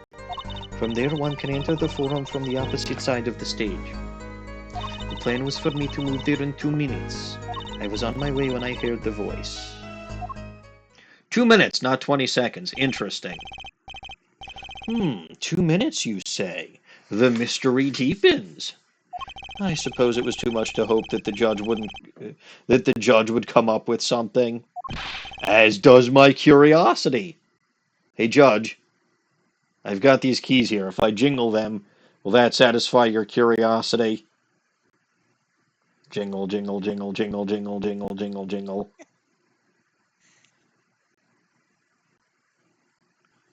Huh. I guess that stopped working. Take it away, Mr. Justice. Those keys will not distract me this time. Right, Your Honor. All I have to do is find the contradiction between what Lamiroir is saying and what we can see plainly in the video. I mean, the 2 minutes thing is pretty fucking clear where the contradiction is. I figured it out already. I am a magician after all. Well, tell me. Not a chance. I can't reveal another magician's secrets. Come on. Hey, you're supposed to be on my side here. All right. Press. How did you proceed along this route? How? Why, I walked. But you arrived behind the forum much too fast to have been walking. Tell the truth, Lamiroir. You rode some kind of vehicle? What? A vehicle? What vehicle? A stupid mobile! What a noble idea. I like it. Hey, that's not a bad guess. Wrong, but not bad. Yeah, laugh at the dumb attorney. I don't mind. I am wearing a shirt that says, I'm with stupid, and the arrow's pointing up at me. I am sorry, but the girl is right. The vent was much too small for vehicles. It was a tight fit. I even had to crouch as I walked. I cannot imagine a vehicle that would fit in such a small space. A stupid mobile! I already told you! Arg. If it wasn't a vehicle, what was it? You had me going for a while there, Mr. Justice. Too bad. Ready for the next part? Why do I feel like I'm on some kind of quiz show? Because you are, and you're about to win a stupid prize for playing stupid games. Press. Did everyone on the concert staff know about the trick? Not all, only a few that were needed to help. See, like I said, it's on a need-to-know basis. So not many people knew about the trick. What were these stagehands required to do? One needed to open the emergency exit. The door to the stairs is locked, but once through there... Alright, press... So when you came back out, you were behind the audience. Yes, that is how it worked. Not a bad show, if I do say so myself. That's Uncle Valen for you. The old Grammarier touch. But on the video, you were only gone for 20 seconds. How is that possible? That's the part I don't get either. Ah, yes. It would be hard to get so far in only 20 seconds. So I'm pretty sure... I don't know if pressing or presenting is what I have to do on this particular statement, because again, what we see in the video versus her saying 2 minutes is a contradiction.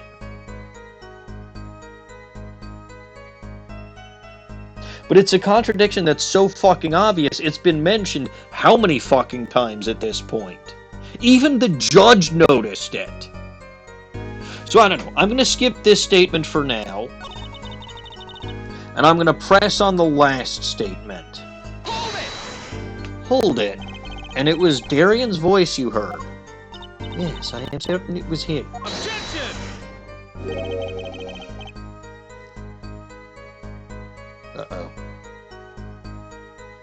LG doesn't have an objection here.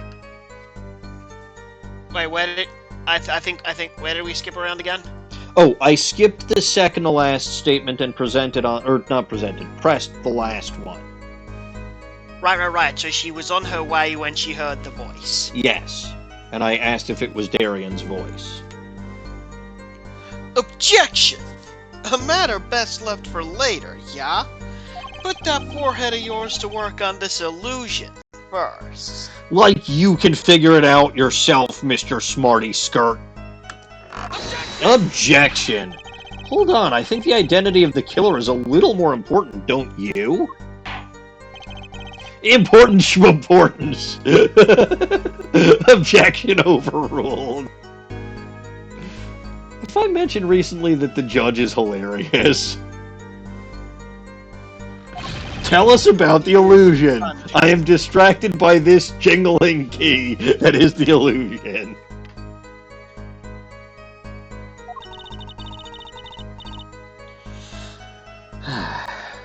No use trying to avoid the problem at hand, Apollo. Trying to avoid the problem. This is a murder trial. The killer is the problem. Contradiction between Lamiroir's testimony and the video. Unraveling an illusion can't be so different from solving a normal case, right? Sorry, Apollo, I'm not telling, not even if you make those puppy dog faces. Fine. Let me check my court record.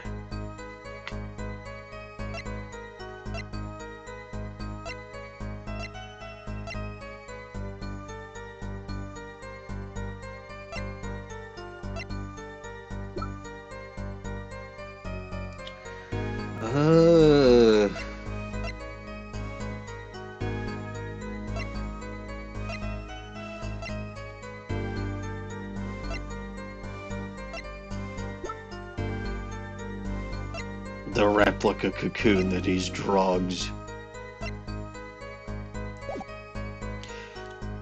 Alright. So now we are going to press on the second to last statement. Because I don't know if I have to press or present. Press. Hold it! 2 minutes?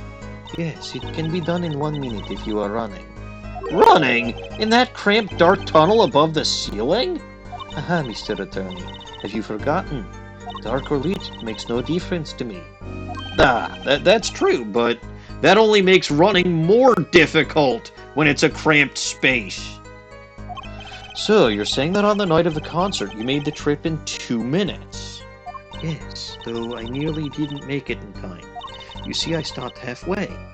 Lamiroir disappeared on the video for 20 seconds. But she says she made the trip in 2 minutes. How? That's an interesting question, isn't it? If you want my professional opinion, I'll bet the answer's right there in that video. Fine, so let's watch the video.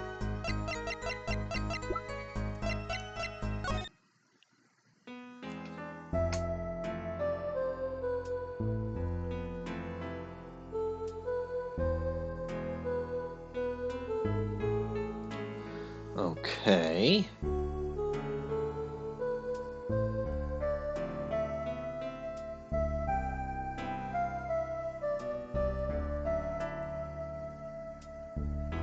The stage goes up.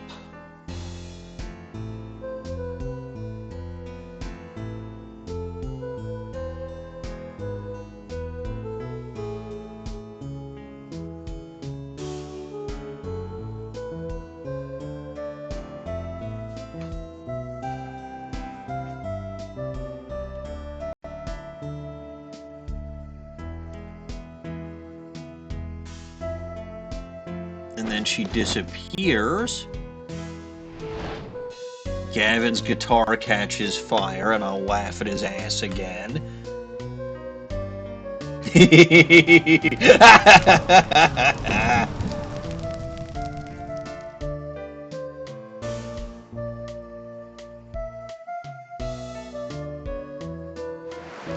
Oh!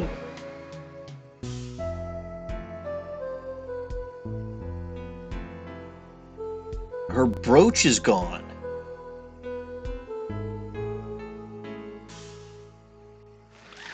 But what does that mean? That doesn't mean anything.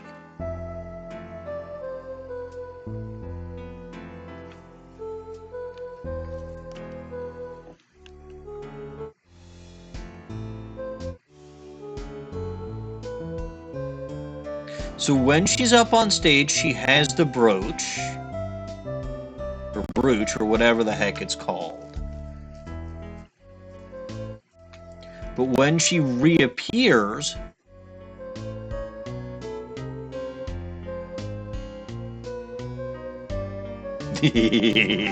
I will never not laugh at that.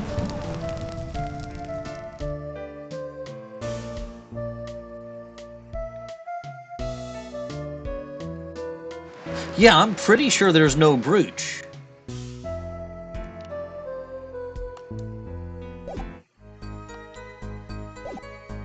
So do I have to present the video or do I have to present the brooch?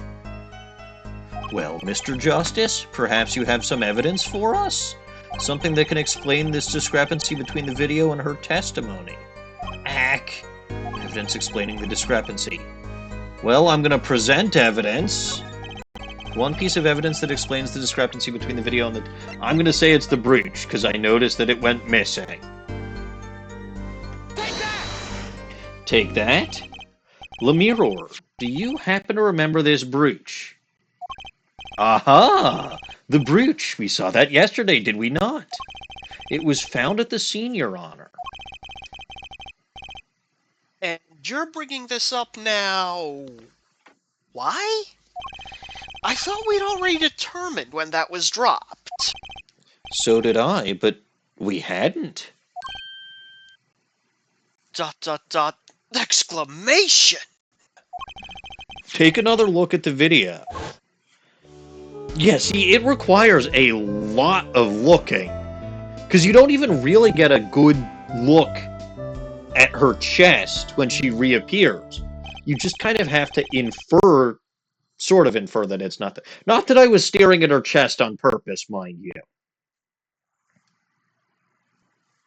Anyway, here you can see she's wearing the brooch. So she is. Let's look a bit later. Yeah, see, it's not a great angle there. This is really where you can sort of tell that it's missing. What? The brooch, it's gone. What? Yes. The brooch disappeared in the short space of 20 seconds. And it takes a full minute to run from the stage to the backstage. Which means there can be only one logical explanation. Fairy godparents! I mean, the Lamiroir we see before the Vanishing Act and the Lamiroir we see after are two different people. Or she just dropped the fucking brooch on her way there, genius, but sure. What? The brooch was found on the floor at the crime scene. And not just on the floor, but directly under the air vent. Yeah. I mentioned it was too far from the door for it to have been dropped just casually when she was peeking in through the door. I did mention that. Lamiroir, tell me, did you drop the brooch on your way from the stage to the backstage? At the very moment you witnessed the crime? I'm pretty fucking sure the murderer would have noticed a brooch falling from the fucking sky and clocking him in the head. Yes, I think I did. Order! Prosecutor Gavin? From your expression, I gather you had no idea this was the case, Herr Judge. Okay, the fuck are you surprised about that? Knew about it. No, you did not. What? Get me wrong, I wasn't hiding it. It just never occurred to me that the switch and the shooting took place at the same time. So, I was right. Yeah, we know about the switch. It's the one I pressed earlier to almost set the judge's beard on fire.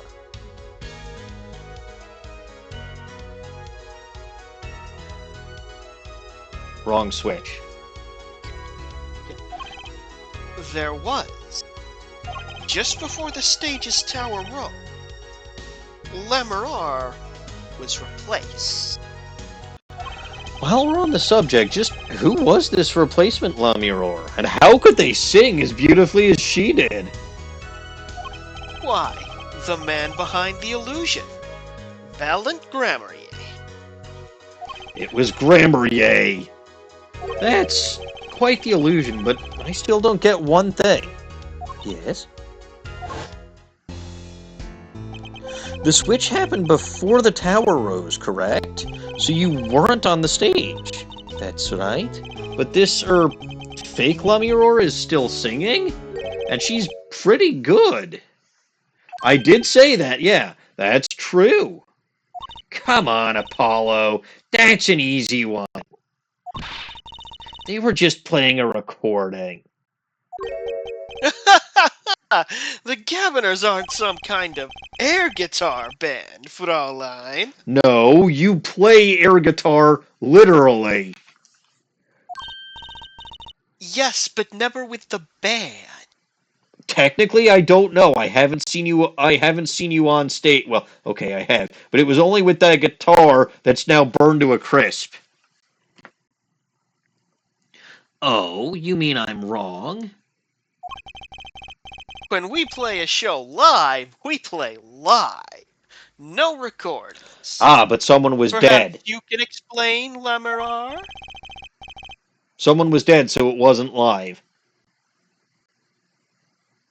That's as logical an explanation as any for this universe.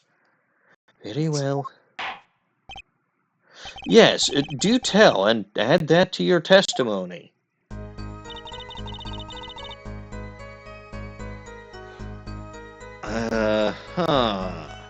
Had to keep singing even when you moved, huh?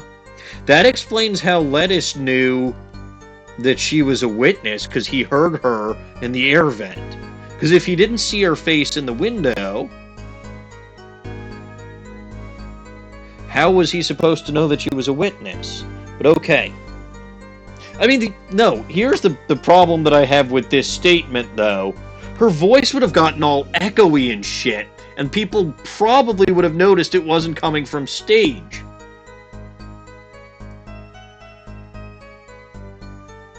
Unless she's also a fucking ventriloquist, like that Trillo guy and his dummy Ben. But anyway, I'm gonna press. Hold it. You were singing? Yes. Mr. Gavin expressed a dislike for recordings. So I used this. Wait. So you were singing the whole time? Even when you were crawling above the ceiling toward the backstage?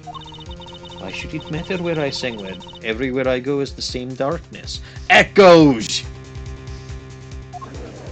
I mean, if she was singing straight into the mic. But if you were singing while you were walking...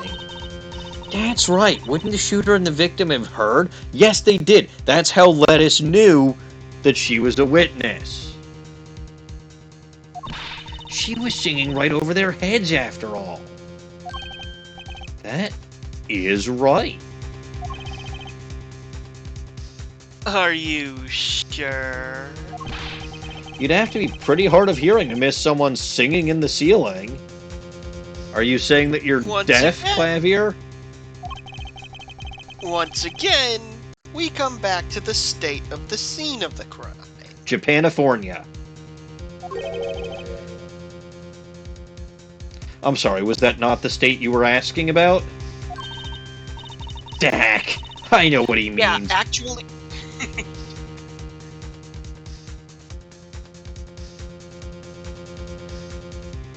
Hmm? Oh, I was just going to say that auditorium is actually on the state border.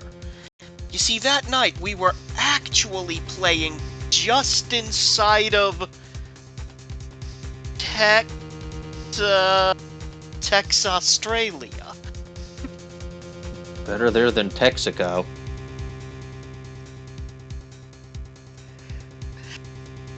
Ah, I know what he means. That old speaker, Apollo. The speaker? That speaker was blaring at the time of the murder. Ah, that's for monitoring the stage from this roof. Oh hey, wheel spins. Spin a minute.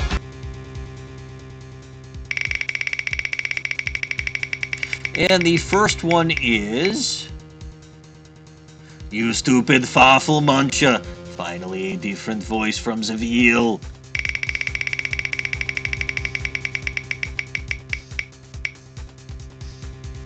Ah, but of course, we made it back to Phonics, Pasta Boy. Which, again, I do not know why or how it keeps spinning to that. But oh well, I will do the voices consecutively. Ah, that is for man. Section. Say that again. Consection. Consection. Anyway, that is for monitoring the stage from this room. Monitoring. It pipes in real-time feed from the stage microphones.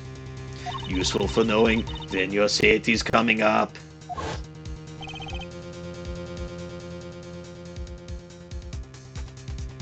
Satisfied?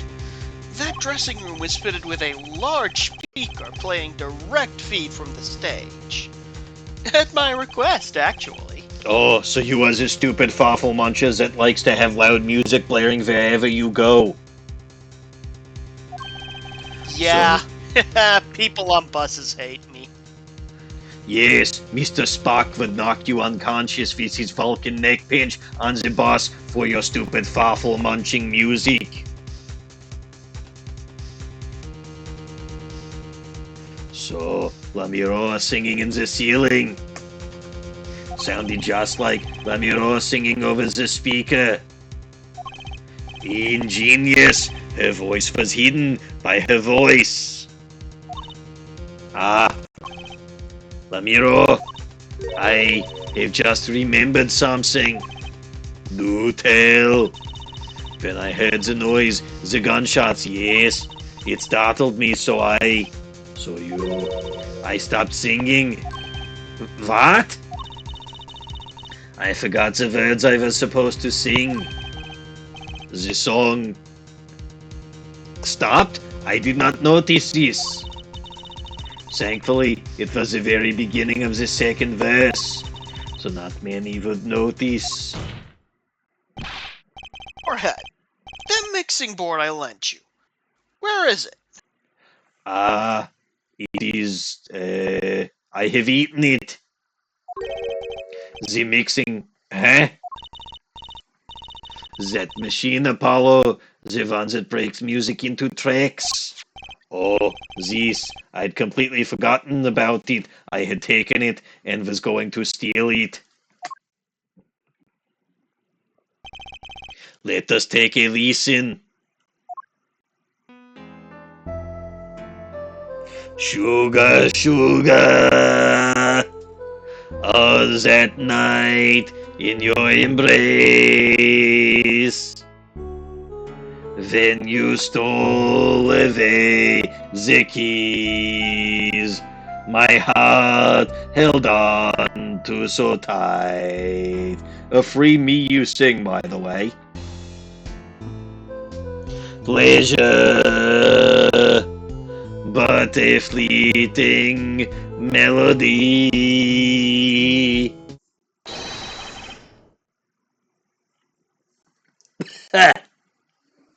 The song does stop there.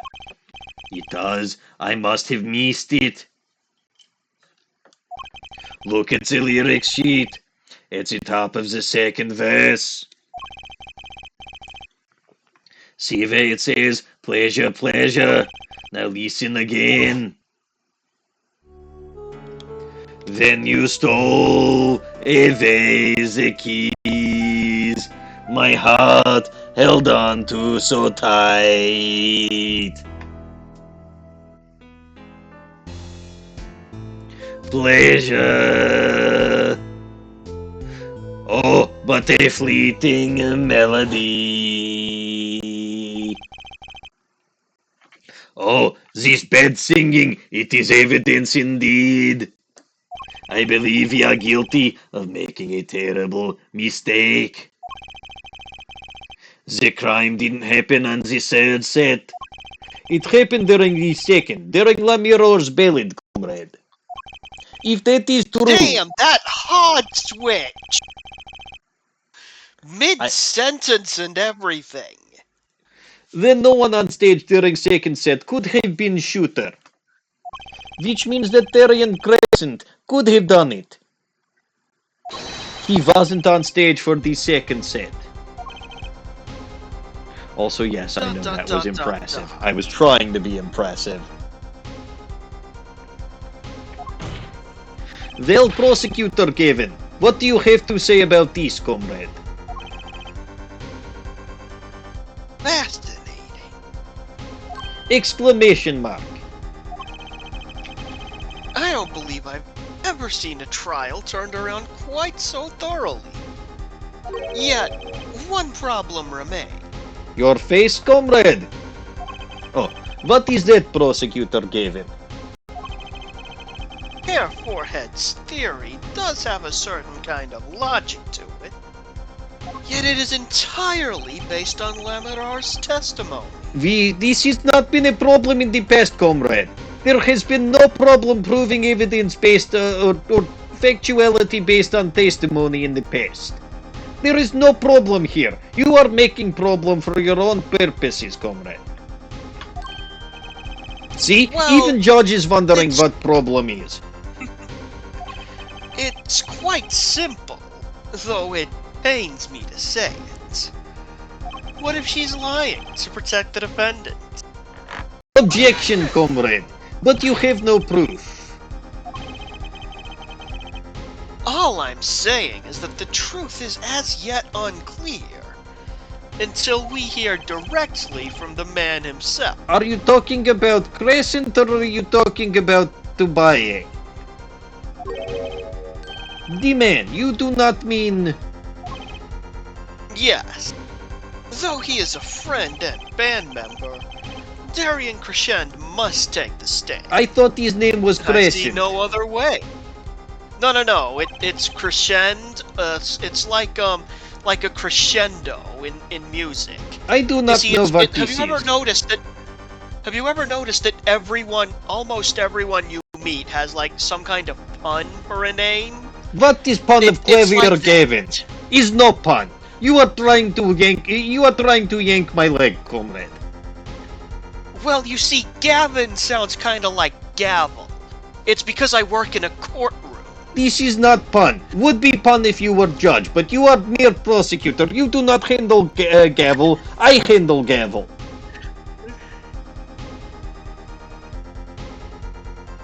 I object to this. Anyway, as someone with new perspective on this case...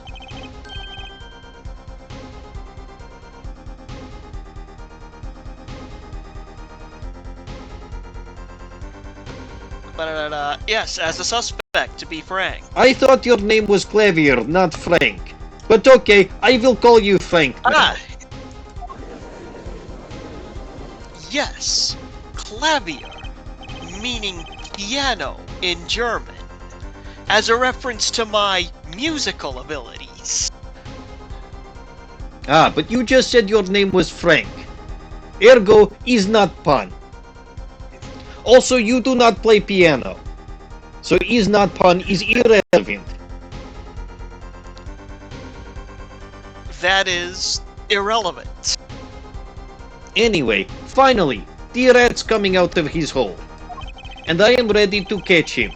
Detective Crescend, get ready for justice. I suppose this is as good a time as any to pause for a brief recess. The prosecution will summon witness. Have him here and ready by time we begin. I'm the last man who needs to be reminded of what his duties are. Hehe, duty. Very well. Court is adjourned for 15-minute recess. Aye, this is to be continued. It was very far away from where I thought it was.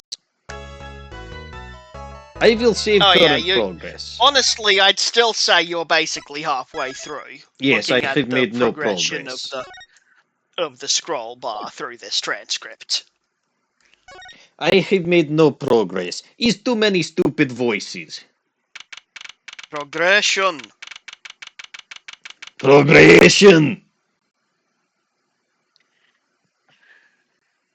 July 10th, 1:40 p.m. District Court Defendant Lobby, No 2s.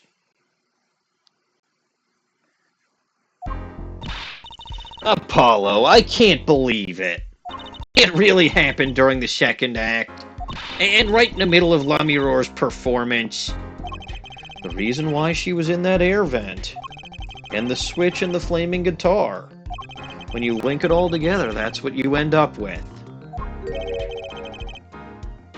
Who the heck is this? Well, it's your voice. Is it Phoenix? Is he showing It is his... the Phoenix. He's finally fucking showing his face. I knew you had what it took. Hi, Hobo Phoenix. I was starting to forget that you existed.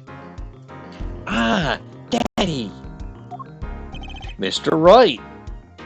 You believed in me? Not really. I just thought that'd make a cooler entrance than to say, hi. I fucking hate you so much, you son of a bitch. I love him so much. He's such a son of a bitch. I hate him. Now, where have you been?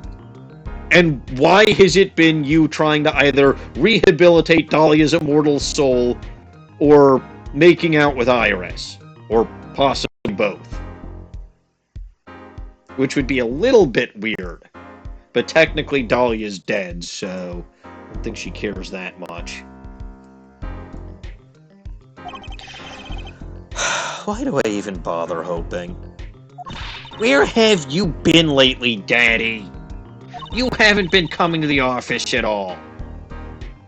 Ah, sorry about that, Trucy. I'm on a secret mission. Yeah, you keep saying that. And again, if your secret mission isn't making out with Iris or trying to rehabilitate Dahlia's immortal soul, I will kill you. And you will deserve it, so there will be no trial, because I will be not guilty. Secret? You mean like you're undercover? Like Mr. Lettuce, only shorter and not as well dressed. Oh no, what if you're shot too, Daddy? With Dahlia's immortal soul, that is a distinct possibility. So just don't give her a gun? Yeah, don't give her a gun. That's probably the... Well, okay, this is Phoenix, so I feel like if she just asked him for a gun, he'd give it to her, no questions asked, because he's stupid as shit. Quite possible. Would I do a thing like that to you? Anyway, I'm off for a while again. You're leaving already. You just fucking got here. What the hell's the matter with you? Why do we even bother having you here? Oh, one thing before I go. Ah, this is why we bothered having you here. What? Good luck. Really? Okay, we didn't even need to have you here. If that's... I thought you were going to give me some stupid piece of evidence or something.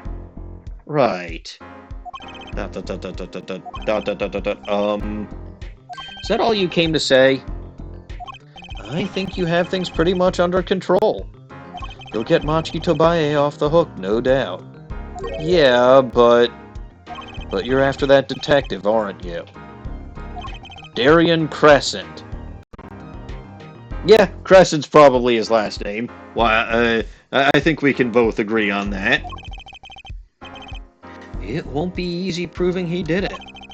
Especially not under the current court system. The current court system? Does that have something to do with the electrical system in the court? What did Prosecutor Gavin say during the trial? Your case is based on one fragile assumption. Namely, that our diva divine is telling the truth. But what about all the proof? The brooch and the switch. A piece of jewelry and a lyrical blunder. There are plenty of other ways to explain these things. The flaming guitar, too. All because you lack definitive proof of their connection to the case. But if the sultry songstress is lying, your case melts like butter in a frying pan, leaving behind the faintly singed scent of failure. LG, what does failure smell like? But hair, imagine. That's an interesting thought. Would that mean that failure tastes like burnt hair, too? I can be honest, I've never tasted burnt hair. I don't think I If have it's on anything like purpose it either. smells, then maybe. I smell burnt hair all... Wait! Are you suggesting that the reason that failure smells like burnt hair is because whenever I think it smells like burnt hair? That's really rude. I wasn't, but now that you've brought up the connection, I do think it's very funny. That's really rude.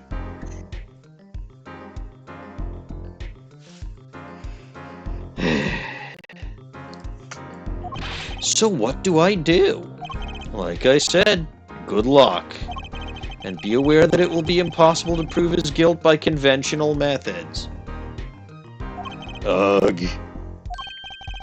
Oh, that reminds me. I have something to give you from our detective friend. Emma. Detective Sky. Emma? Let's see. This bag of snacks here was meant for me. She gave him snacks.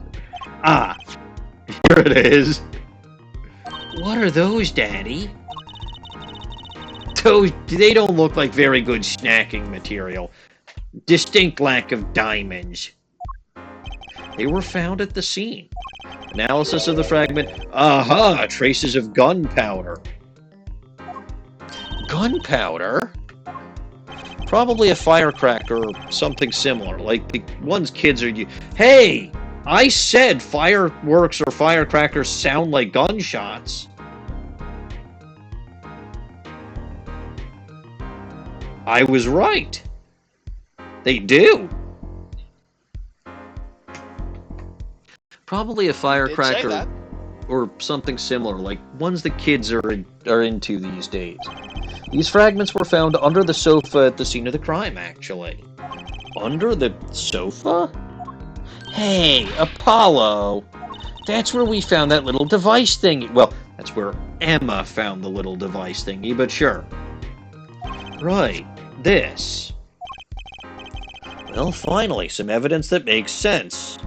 Burnt fragments added to the court record found at the crime scene bearing a gunpowder residue, possibly a firecracker.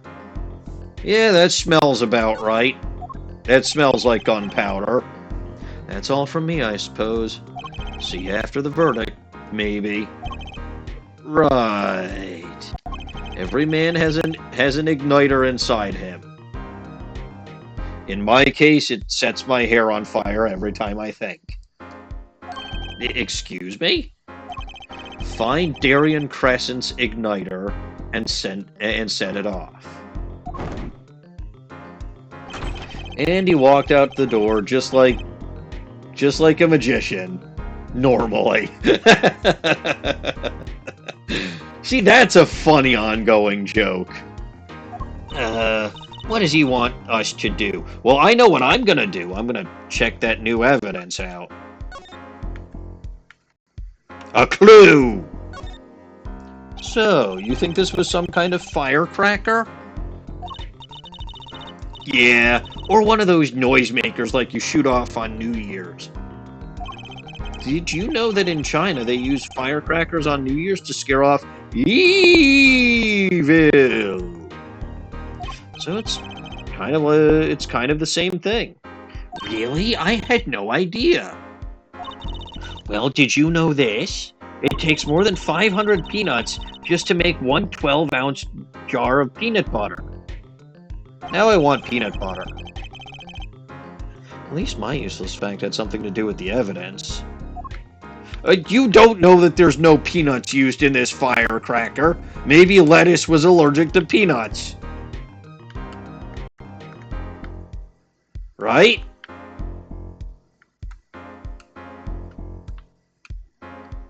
It could have happened that way.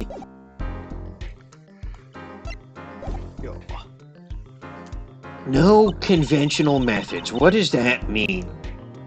I guess we just have to take his advice and hope it makes sense when the time comes. I guess. Almost at the finish line. Hang in there, Trucy. Yeah, almost at the finish line. This case goes on and on and on and on and on and on. Alright, back in court. Voice, he was not at the finish line.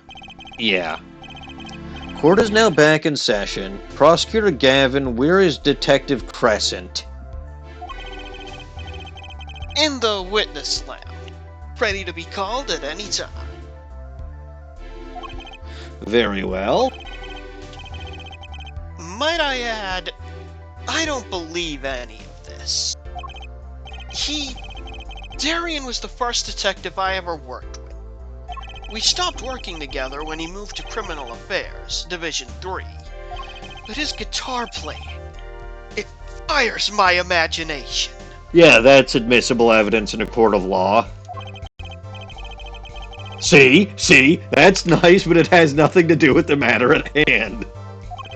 Correct. Oh, I know. Hair forehead.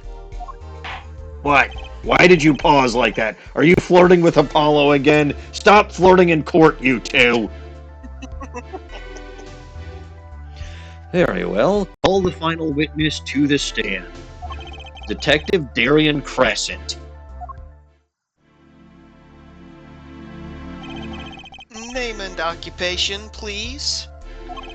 Darien Crescend, Detective, Criminal Affairs Division 3. Objection! Your Honor, he's lying. His name is Crescent, not Crescend. What? No, is that what you people have been saying this whole time? It's Crescend. Crescent! Like the crescent moon that your hair is shaped like. Okay, you know what? There is so much wrong with that statement that I'm not even going to bother with it. Sure, what the hell? I'm Darien Crescend, Detective, Criminal Affairs Division 3. That's the International Affairs Division, for those of you who don't know. And I'm a guitarist for the Gatherers. Maybe you've heard of us. Dino Guts, this shark penguin man is apparently a police detective, and he's also the murder suspect. He has not taken off his governor's outfit the whole fucking time I have known him, so I very much doubt that he is a detective. Do you fully understand the circumstances under which you stand before us today? Yeah, the murder weapon was... Oh, no, he concealed the murder weapon in his hair.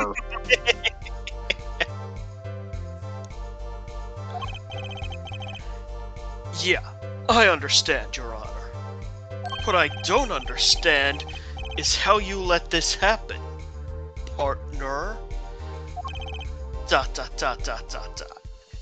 You gave me your word I wouldn't be standing here.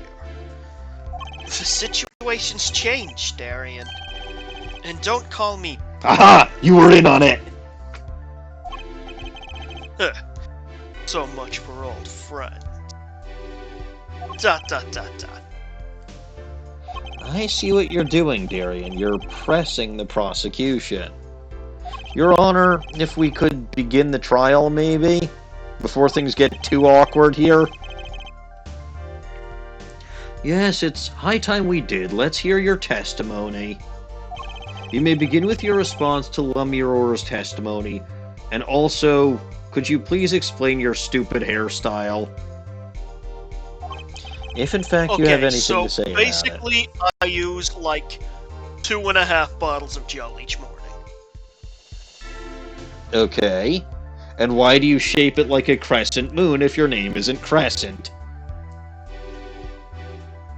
Because it's not! It's like a torpedo or something. And a torpedo is shaped like a crescent moon. Oh! This guy doesn't know his shapes of the alphabet.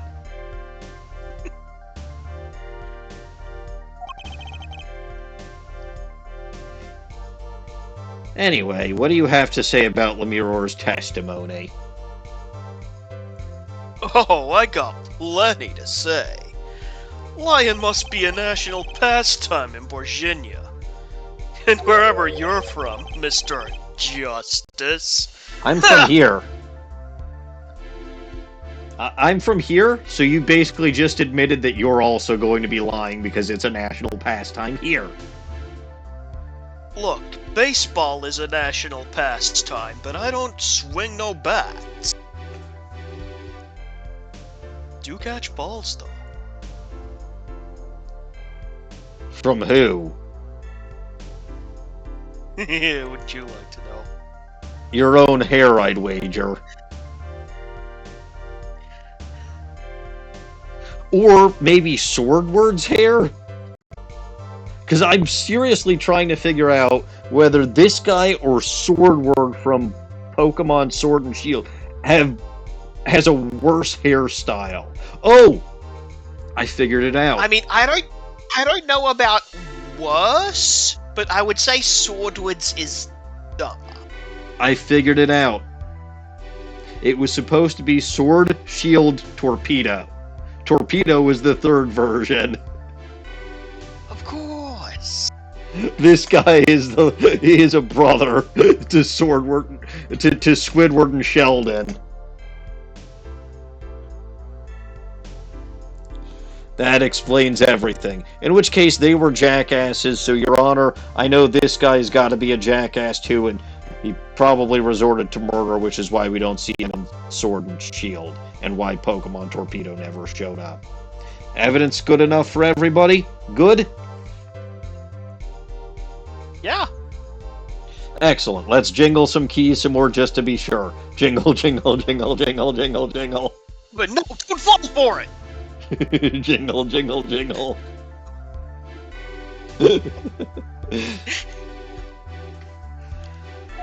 Dot, dot, dot, dot, dot, dot, dot.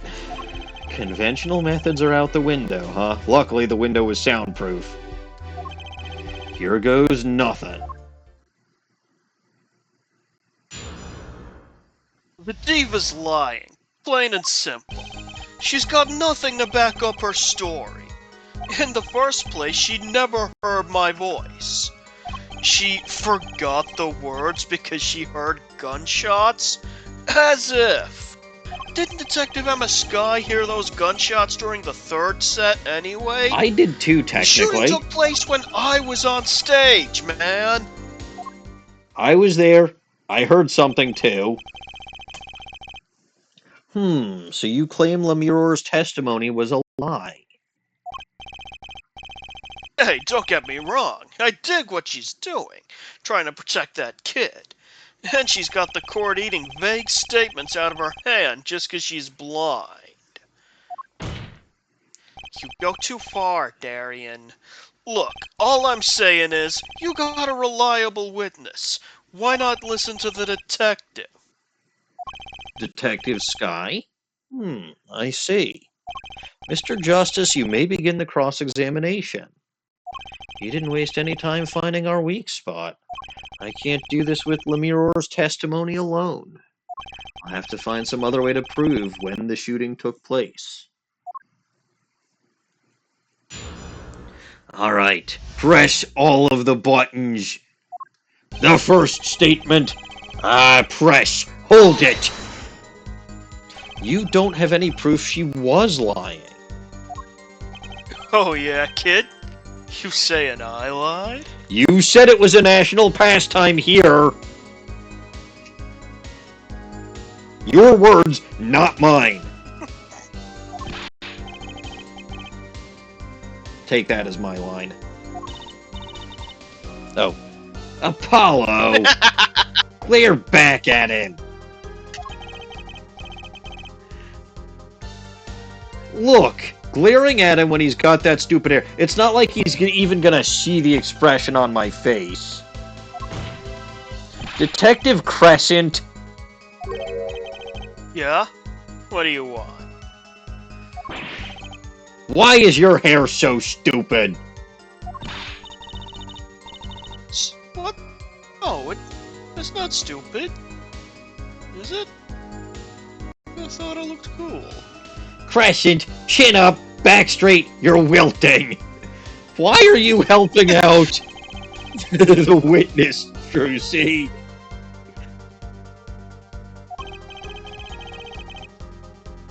Count that as the lines that I did to make up for Apollo being belligerent, when he should have been.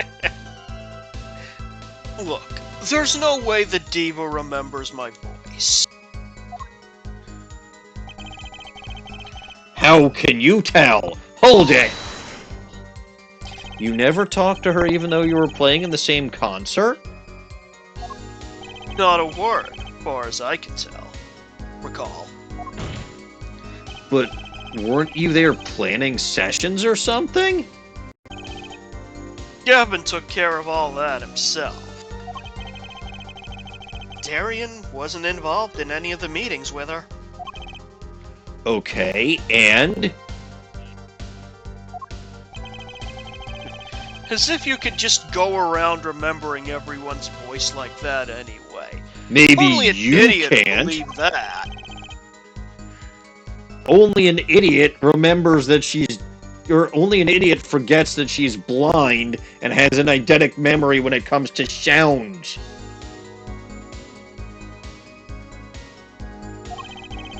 Lamiroir's hearing is very sensitive. She could remember him if she heard him, I'm sure of it. I just can't prove it. And I need proof. Well, if I need proof, whiskey has a lot of proof. Depending on the whiskey. But alright, let's continue. Hold it! We know she missed the words. The mixing board proved it. Oh, yeah, there was a mistake. But blaming it on gunshots is just a lame excuse. What do you mean? The mixing board proves what? It proves there was a mistake in the song. A missed cue. So? She just fucked it up. Big time. That's all. She spins this story about a gunshot to protect the kid and cover her own goof. Speaking of goof, your hair is goofy. Got yuck? Yes. Man. Man, I'd have to hand it to her. If she wasn't sticking it to me at the same time. Darian, watch what you say. Lamiroir is an artist. She just fucked it up? That's no small accusation for a performer of her caliber. She got to you, alright. I can see it in your eyes, I tell you. Most of her stuff's so pretentious. It's way over my head. You should have pointed your hair up instead of forward, then nothing would have gotten over your head. I'm starting to detect a rift in the Gaviners' ranks. Anyway, she's too close to the defendant. Her testimony can't be trusted. You ask me, I'd go with Detective Sky's story at the drop of a pick.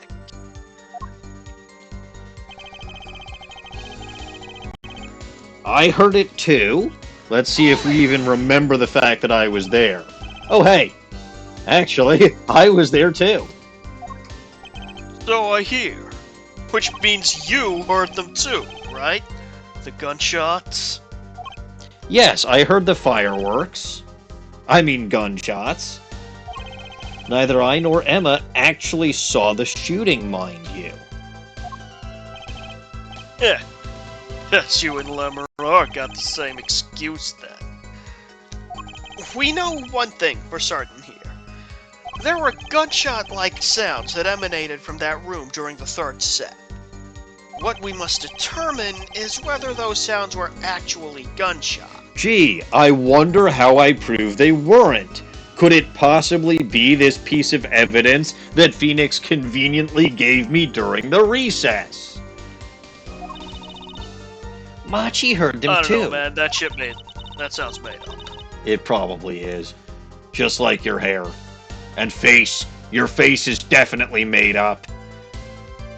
And so is Clavier's. Yeah. Stop flirting in the courtroom, you two! Fabulous. Remember he said he ran for the air duct when he heard them? So, how do we figure out just what those gunshots during the third set were? Press the final statement. That could have been what the shooter wanted us to think. I'll tell you what the shooter, that kid, wants you to think. He wants you to think the diva heard me in that room.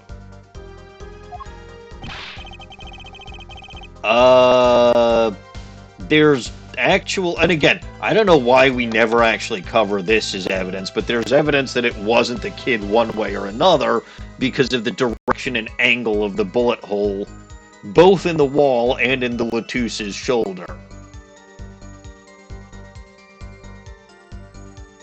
Again, if Machi had shot him, there's such a height difference, the bullet hole would have reflected that easily.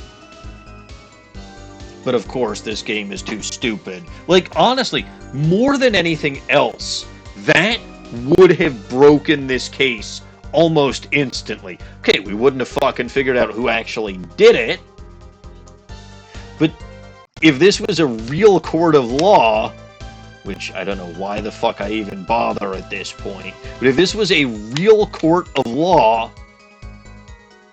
we would have had the analytics on the bullet wound and shown conclusively that it couldn't have been Machi based on the angle the gun was fired at. But oh well. Machi was on stilts. Not possible, because he wouldn't have been able to shoot, get off the stilts, and run all the way up the ladder into the air vent without Emma or I seeing him.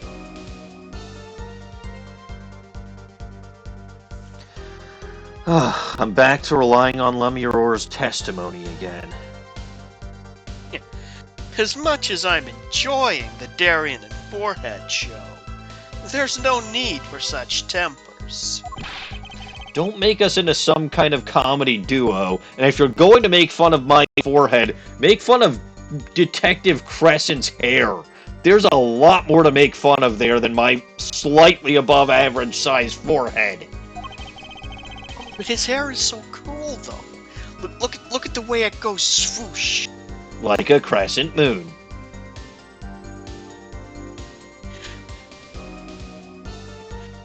this mean the Gavin and Darian show's cancelled? Neither of your claims can be proven.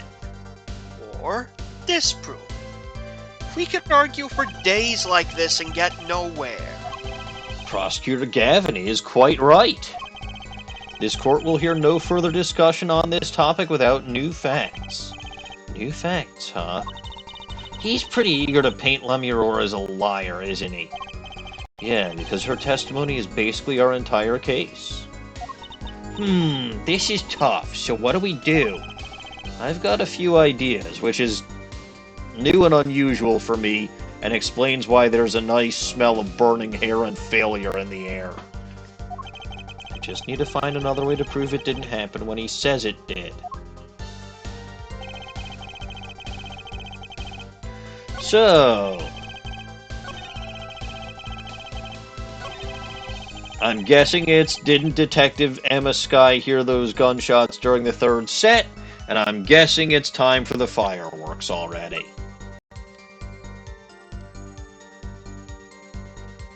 Present. Some things were found at the crime scene after yesterday's trial. What things? Were they disembodied hands?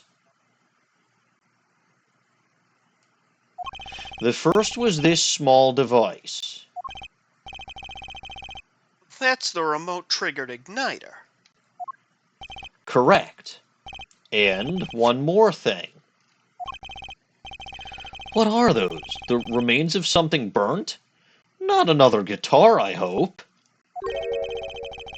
Traces of gunpowder were found in those fragments. How the fuck do you know? We have a report that it was something like a firecracker.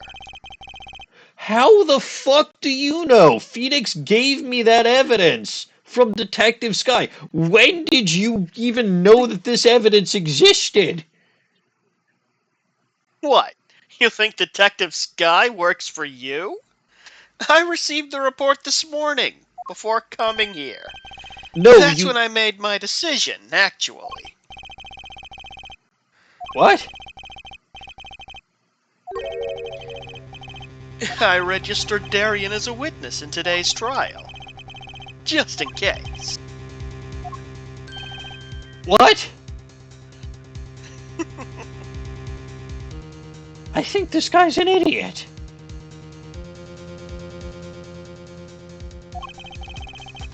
This guy's a... Dot, dot, dot, dot, dot, dot.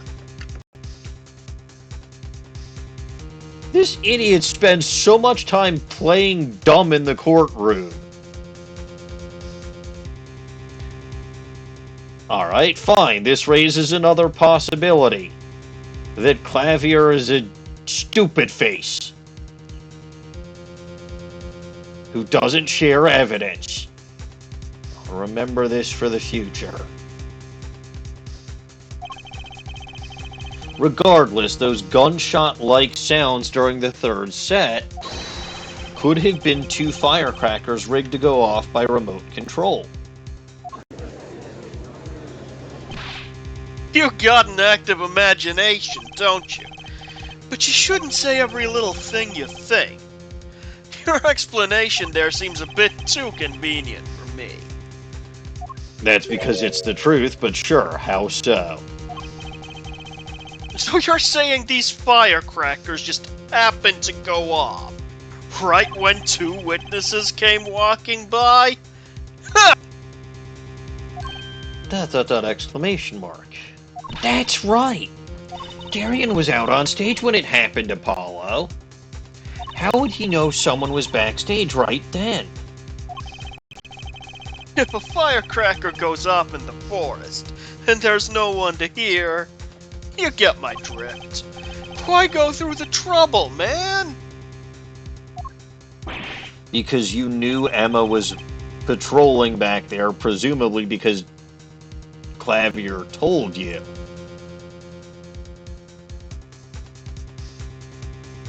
How do I explain this?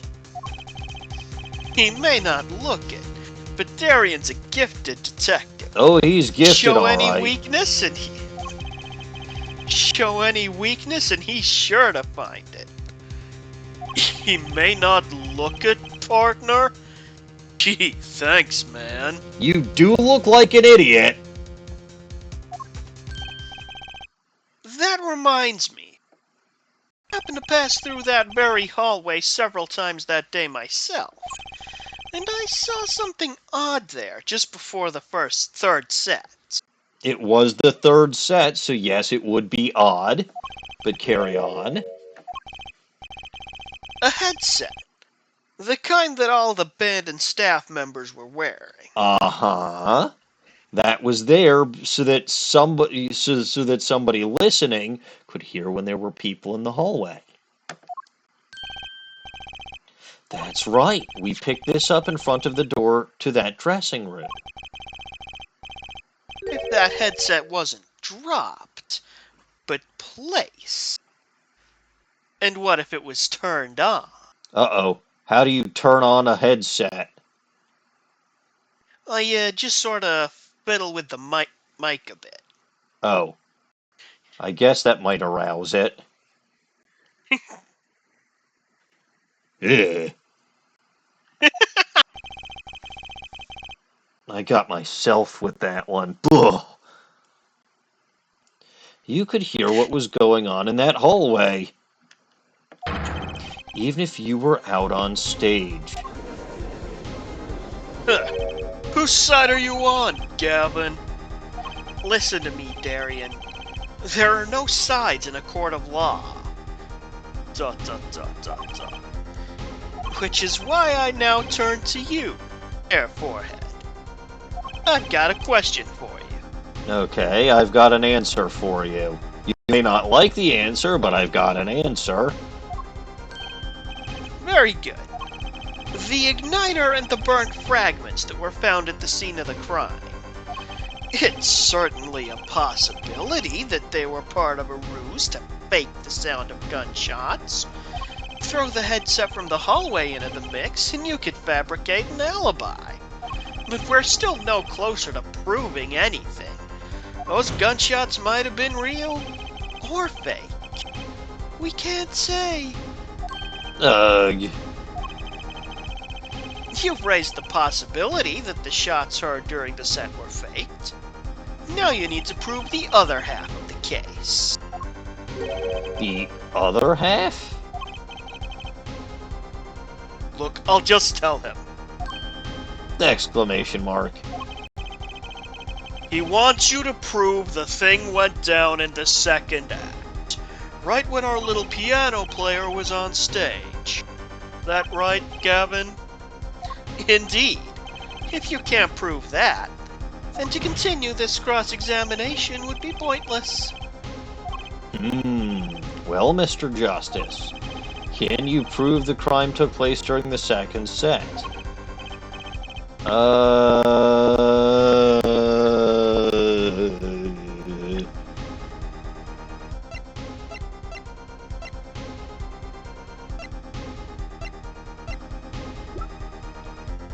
Can I prove that?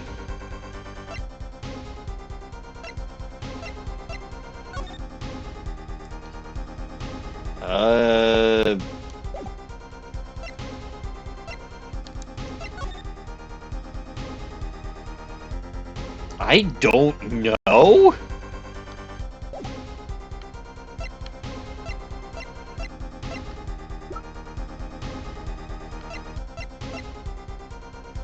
I don't know, but you'd better know, Apollo, otherwise we're through. It can be proven. This... Steve, I know exactly what they're doing, and...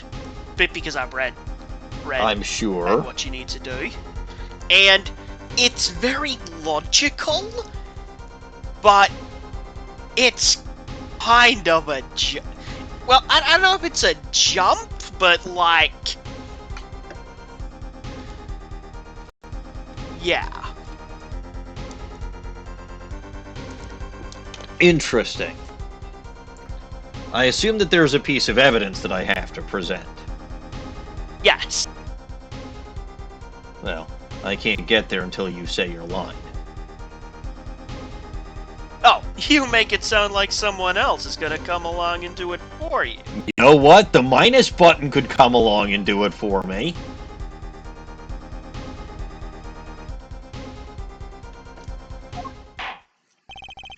Let's continue with the cross-examination then, shall we? Witness your testimony if you would.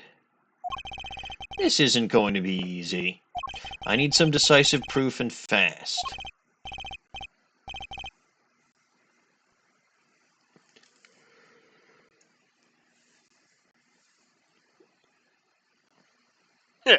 You ready, kid? 'Cause I am. Lovely. Well, I'm going to press on this statement first. Hold it! But the gunshots heard during that third set could have been... What? Some kind of setup? I've heard that one before. We need proof, Apollo. We need to prove that the shooting took place during the second set. Well, if you know how to do that, I'm all ears. Maybe the gunshots are the key after all. What do you mean? Well, Lamiroir said she heard them, right? Right in the middle of her illusion when she was up above the ceiling. When she forgot the words to the song, yeah. If you can prove the gun was shot right when she missed those lyrics, we're home free, I'd think. True. Not easy, but true. Is there some way to prove that? Is there some way to prove that? Okay, so they are actually spelling this out for you a little more than I thought.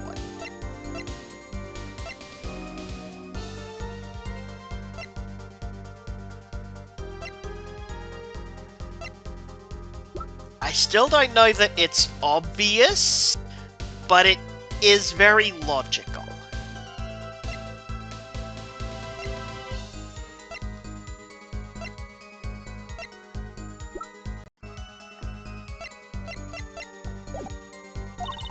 Let's take a look through our evidence. Maybe there's something in there. Hey, aren't you supposed to be cross-examining me? Try to refrain from private discussions during cross-examination, Mr. Why the fuck is this a problem now? How many times have there been conversations between the lawyer and assistant during cross-examination, and this is a problem now? Right, Your Honor. Sorry. Just let me take a quick look through the court record. Well, while you're trying to figure that out, I am going to have to bounce. Alright. I probably will not be back before stream's over. Fair enough. Thanks for joining me, though. Always a pleasure. Good night, everybody. Night, LG. Alright, let's see. The lyrics.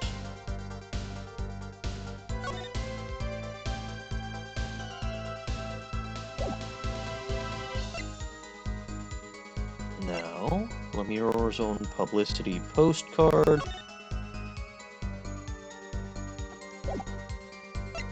The murder weapon, a deadly high-caliber revolver belonging to Mr. Les.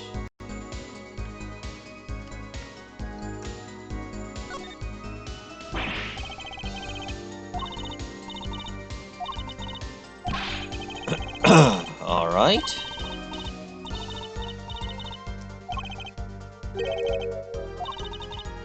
Alright.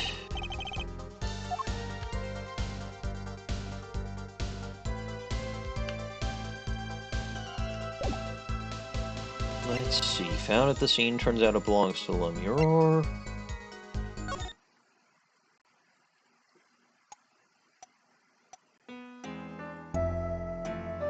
Oh, hey. It's the guitar serenade now.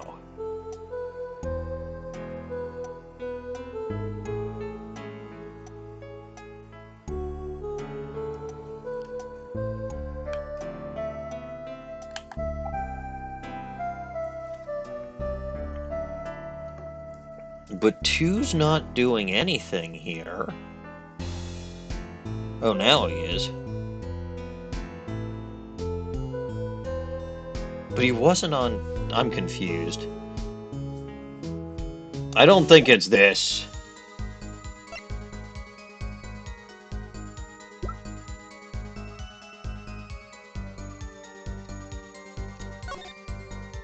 Okay.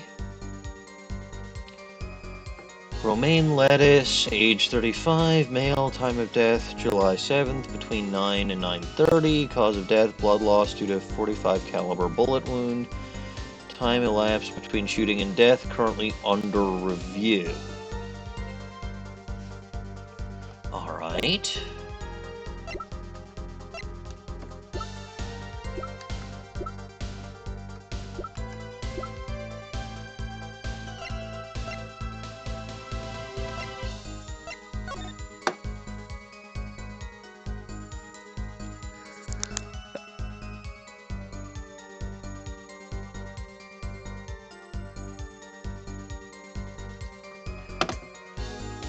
Does this do anything? No.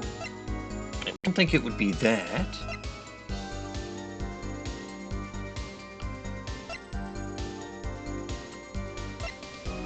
I've got no idea. I really have no idea.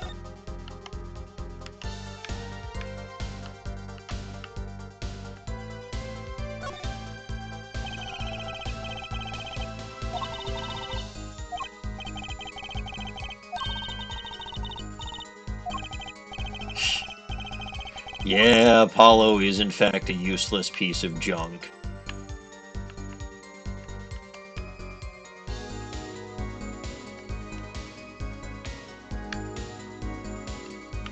I really don't know.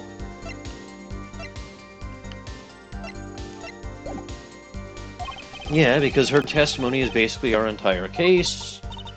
Tough, what do we do? Okay, I really don't have any ideas.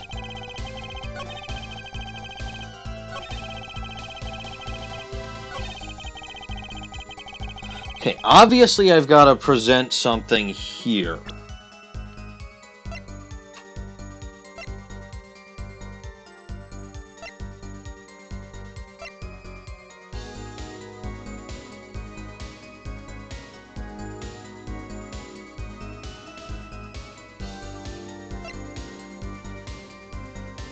Let me press one more time, because they're talking about... Okay. Some kind of setup. I heard that one before. We need proof. Need to prove that the shooting took place during the second set. If you know how to do that, I'm all ears. The gunshots are the key after all. Lamiroir said she heard them right in the middle of her illusion when she was up above the ceiling. She forgot the words to her song. I can prove the gun was... Oh!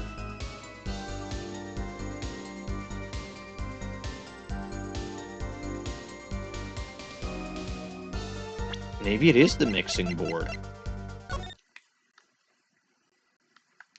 So let's quiet everything.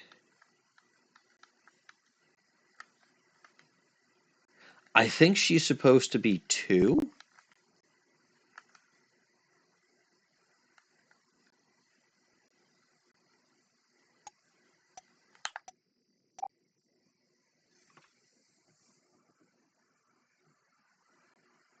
Well, 2 is silent.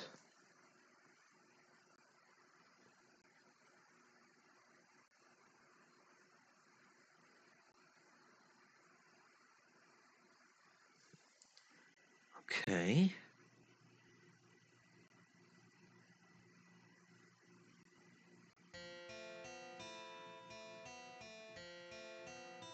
So I didn't hear any gunshots there. Let's turn 1 all the way up.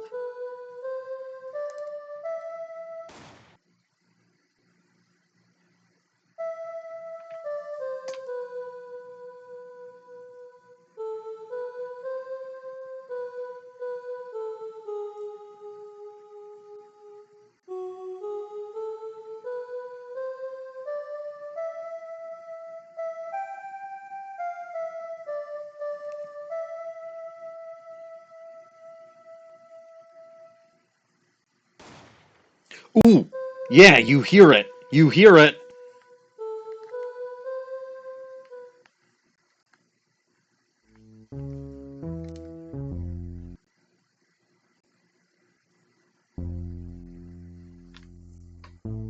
You hear, I think it's one, and you hear the gunshot like right at the end of one.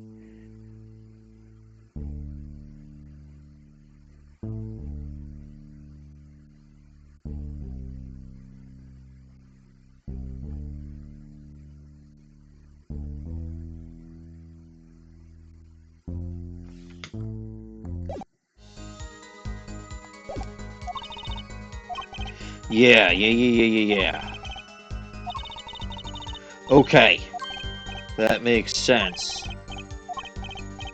It is logical. It's not necessarily where my brain would have gone first, but it does make sense. It's exactly like LG said, actually.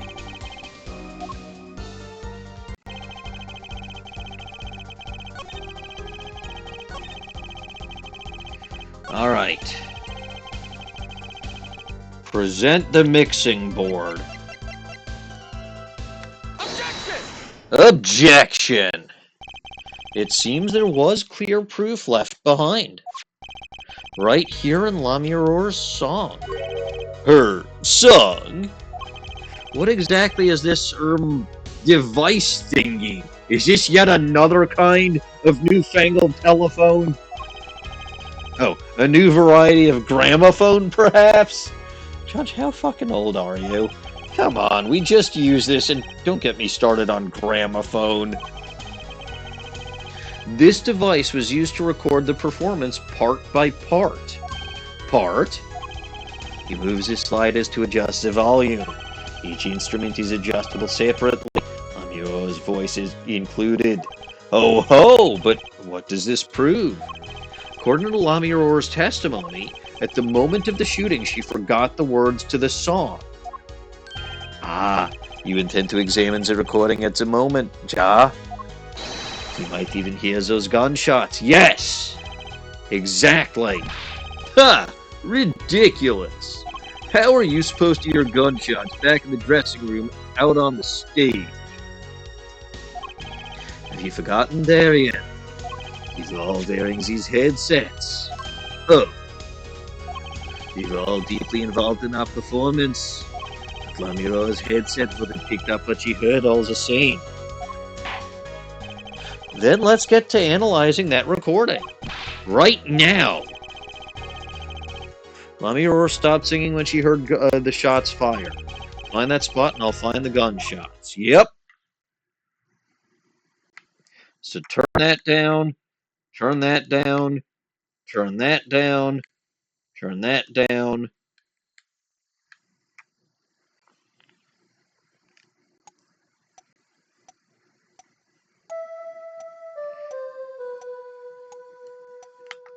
That metronome is annoying.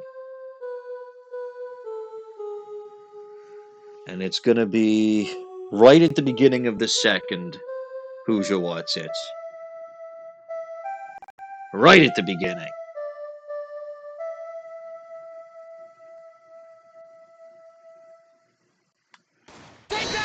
Take that! Your Honor, listen to this part. What's this? I hear nothing. How is this possible? Wait, isn't the judge hard of hearing? I can hear just fine, thank you very much. He heard me thinking. I saw what you were thinking on your face. Hey, judges. Are you kidding? Did I present it just a little early? LG is gone. But that was the right spot. That was the right spot.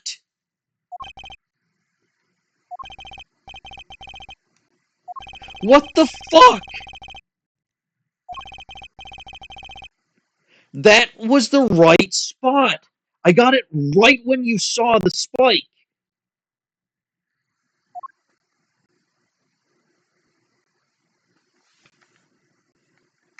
I call bullshit.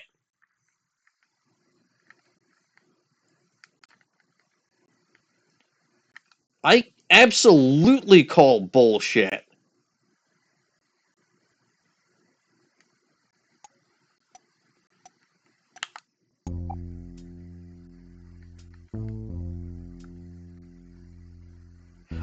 No, you don't have to skip to the second one. It automatically plays the second one.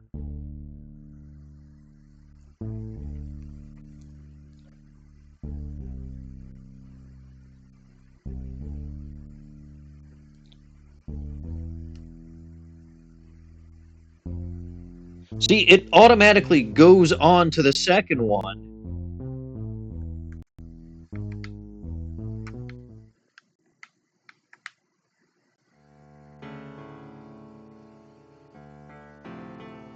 Maybe. Maybe the game, but it shouldn't.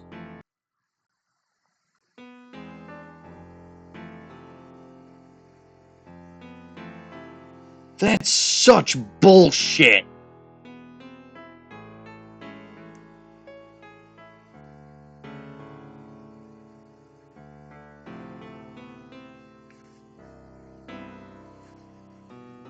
That's such absolute bullshit.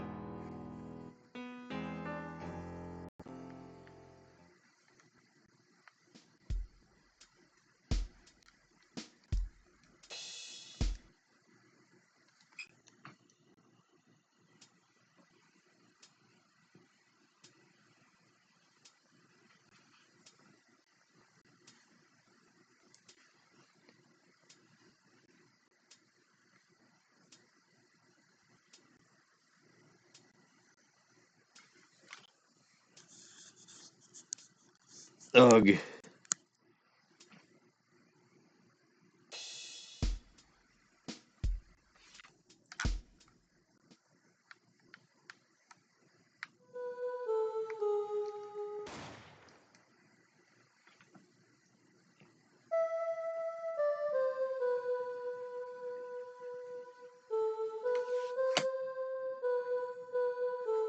Yeah, so I was right that it's in number one that we want to go.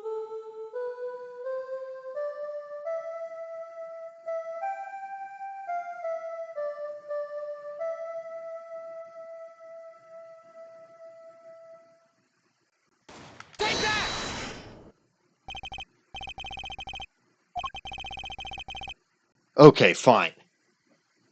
Your Honor, listen closely to this part. This is the track with Lamiroir's vocals.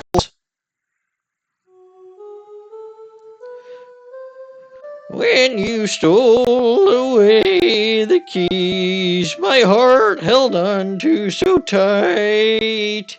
Old bag. Pleasure.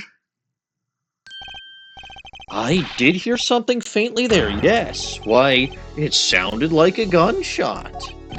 What? This has to be some kind of mistake.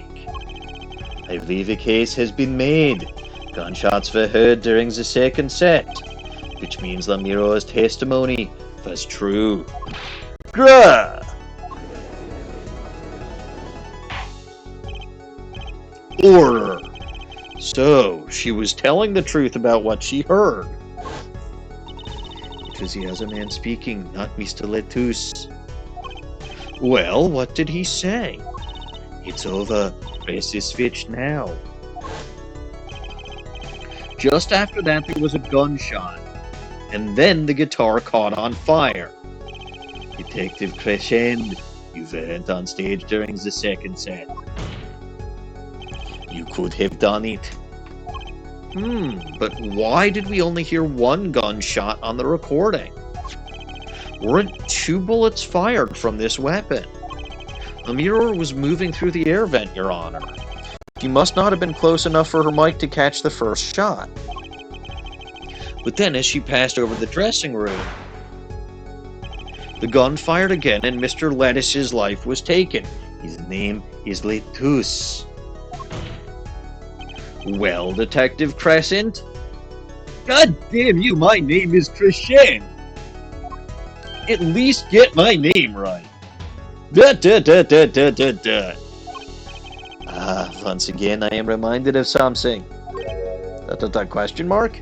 A performance that day.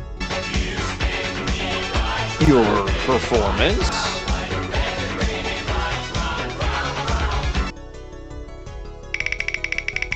I swear to Arceus if this is another Phoenix Pasta Boy.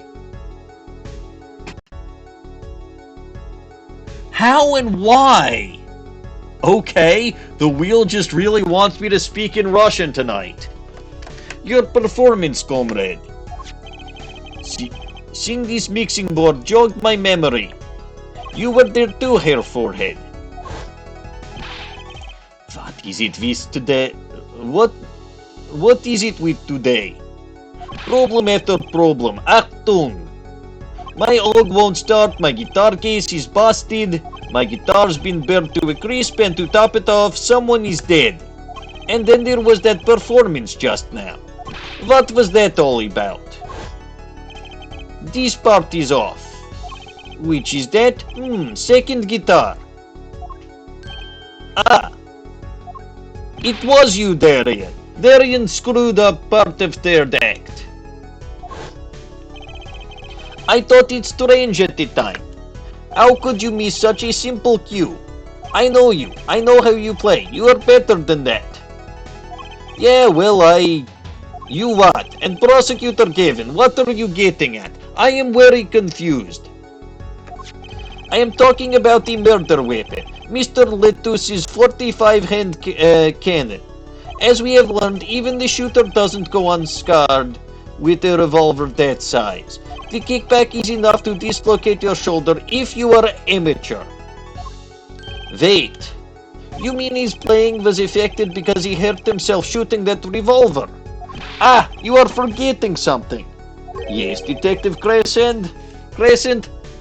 I am trained police officer, you know. I have had firearms training, plenty of it.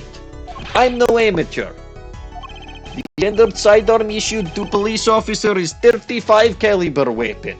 A much tamer beast. Also murder weapon belonged to victim Mr. Letus, which suggests there was struggle between killer and victim. So, the killer might not have been holding the revolver correctly when he fired. Is that what you mean? The thought had occurred to me, yes.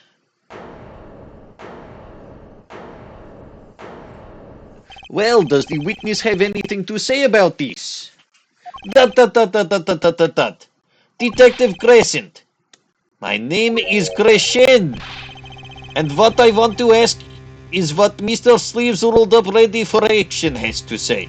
Hey you, attorney. What you say about that? What? Exactly which piece of your evidence is decisive again? You got a little noise on tape that could be anything, and you have an alleged guitar cue missed due to 45 caliber kickback. I weep for this case, Kevin. I really do. You can line up your little weak pieces of evidence all you want. They are weak, like Reddit's. You will not get very far in Russia with evidence this week. I didn't shoot that manager. And that is the obvious truth. The witness has a point. The defense's arguments, while persuasive, are not decisive. This would be a point where in US court of law, we would say, okay, is reasonable doubt. Reasonable doubt. However, this is a Russian courtroom. In which case, guilty beyond shadow of doubt. I believe we should hear what witness has to say in response to case so far. Your testimony, please, Detective Crescend. My name is Crescend, you stupid fool. I will give testimony. Tell us your reasons why you couldn't have done it. This will be more testimony. I will get through testimony now. I will start cross-examination probably next week. But here is proof of innocence. Come on, why would I ever want to kill that manager? You want reason? Easy. Got no motive, man. This was Diva's first trip to country, right?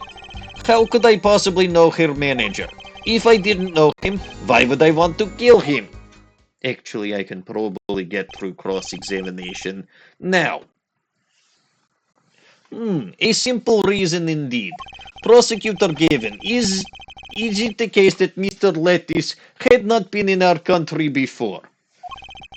According to our records, yes, not even once. I will also point out, Your Honor, with due respect, his name is Lettuce, not Lettuce.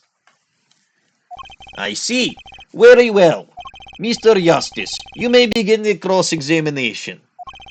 Great, now I need to find motive. Motive is this little cocoon. Is drug.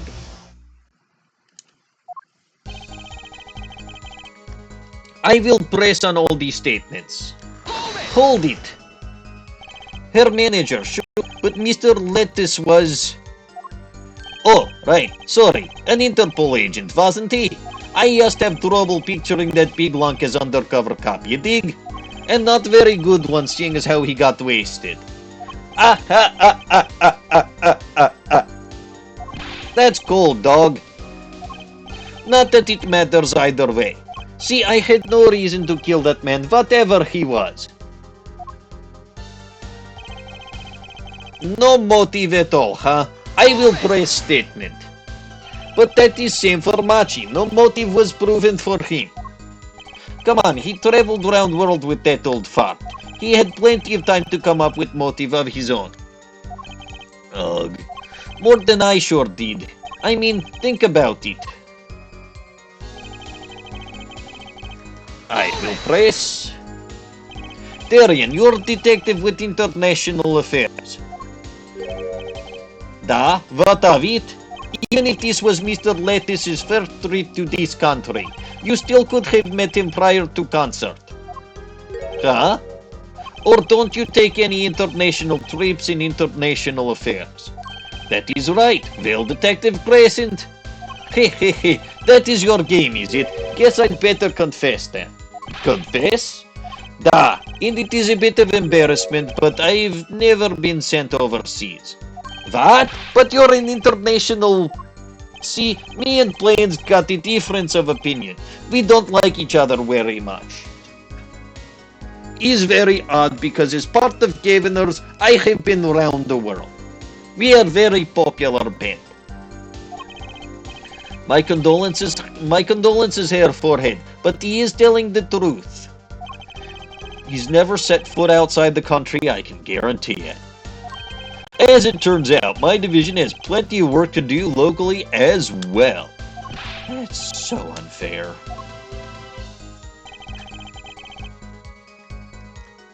Press. Hold it. So you didn't fraternize with him at all during the concert? Fraternize? I don't even know what that word means. Speaking of, I don't think we exchanged a single word. As if anyone would want to talk to that old Eastern blockhead. Now, the ladies, that's a different matter altogether. So you see...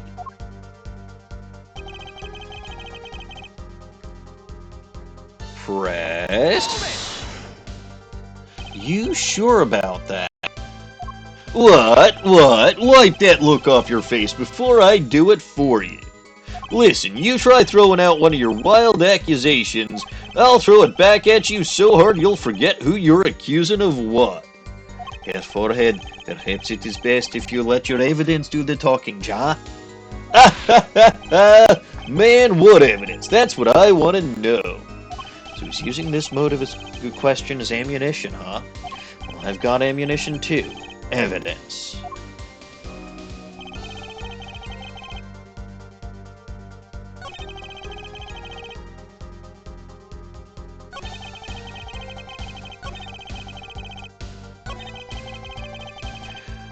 I believe it's time for the cocoon.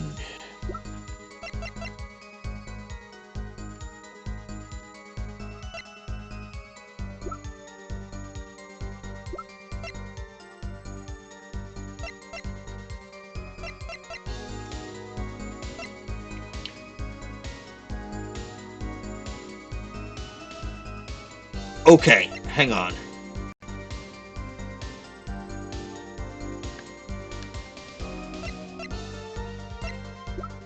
Yeah, I'm pretty sure. So, okay, thoughts again. Replica is the cocoon from which remedy for incuritis might be extracted. Then we get into the fact that the Chief Justice's son has incuritis. So I'm going to present this here. I figure there's a multitude of places where I can present this. Hopefully it's the right place. Objection! Objection, Your Honor.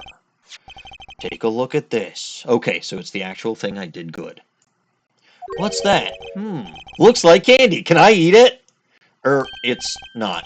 Don't lick it, please. Detective Crescend. Ever seen this?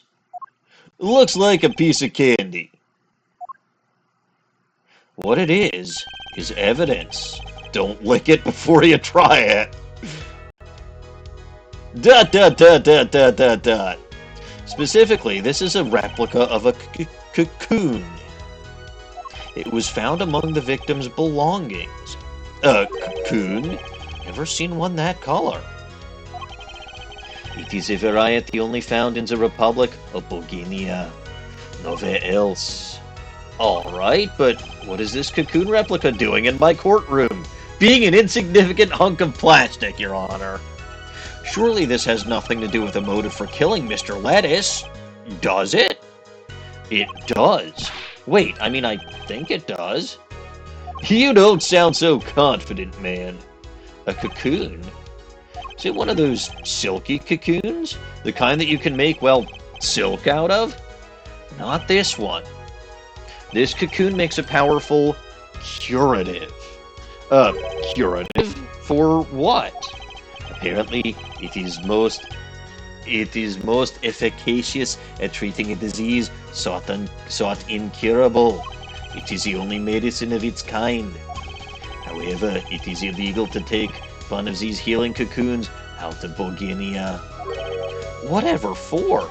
If it's such a miracle cure, why not share it with the world? Yeah, that's what I've been wondering. If you looked into the matter at some length, apparently it isn't difficult at all to manufacture the remedy from the cocoon. Yet if you change the process only slightly, you can easily make a large quantity of something else entirely. A deadly poison, in fact. Well, what? There was an incident several years ago where some of these got out onto the black market. It caused quite a commotion in the global community, so the media was kept largely unaware. Intriguing. All this has led to a strict ban on the cocoon's export.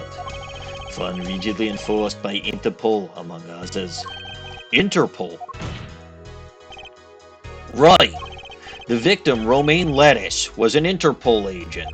Detective Crescend, you insist on referring to him as a manager, but that is misleading. Romaine Lettuce wasn't killed as a manager. He was killed as an undercover agent. ... So I was trying to smuggle this gumball into the country? That what you're trying to say? I'm saying that could well be a motive for murder. Oh, so I was going to sell it on the black market, make myself a pretty penny? Ridiculous. Totally unthinkable. Unthinkable, you say? Why? Perhaps it's time for another testimony. No, I don't think so. I think it's time to save things off for today. Because it's about time for me to head out for the day.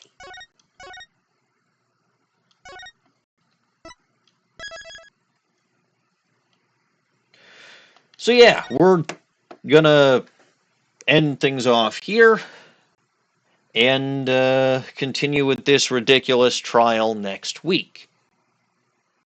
Hooray. If you only caught part of tonight's stream, you can watch the full stream over on my YouTube channel over there. If you're watching this on YouTube and you want to catch me live on Twitch, you can find me on my Twitch channel over there. I go live Monday evenings and Wednesday evenings at 7:30 p.m. United States Central Time. Monday evenings are Apollo Justice. Wednesday evenings are Pokemon Blaze Black. You can also catch me over on the Bulba Garden Twitch channel over there. I go live Sunday mornings at 8:30 a.m. United States Central Time in what is currently an ill-fated hunt for a shiny female Mime Jr., where I have found two male shiny Mime Juniors and had to KO them. I am not thrilled about that, but it's my own fault, so whatever. There are also other excellent streamers over on the Bulba Garden channel, such as CapsFan, Dawning Winds, Mochi, and Abby, who all have excellent series over there. And yeah, I believe that's all I'm going to do for this evening. So, that's going to do it for me for today. So, as always, I am Maniacal Engineer, and I'm never going to give you up, never going to let you down. Thank you all for watching, and God bless this mess. I'll see y'all Wednesday night.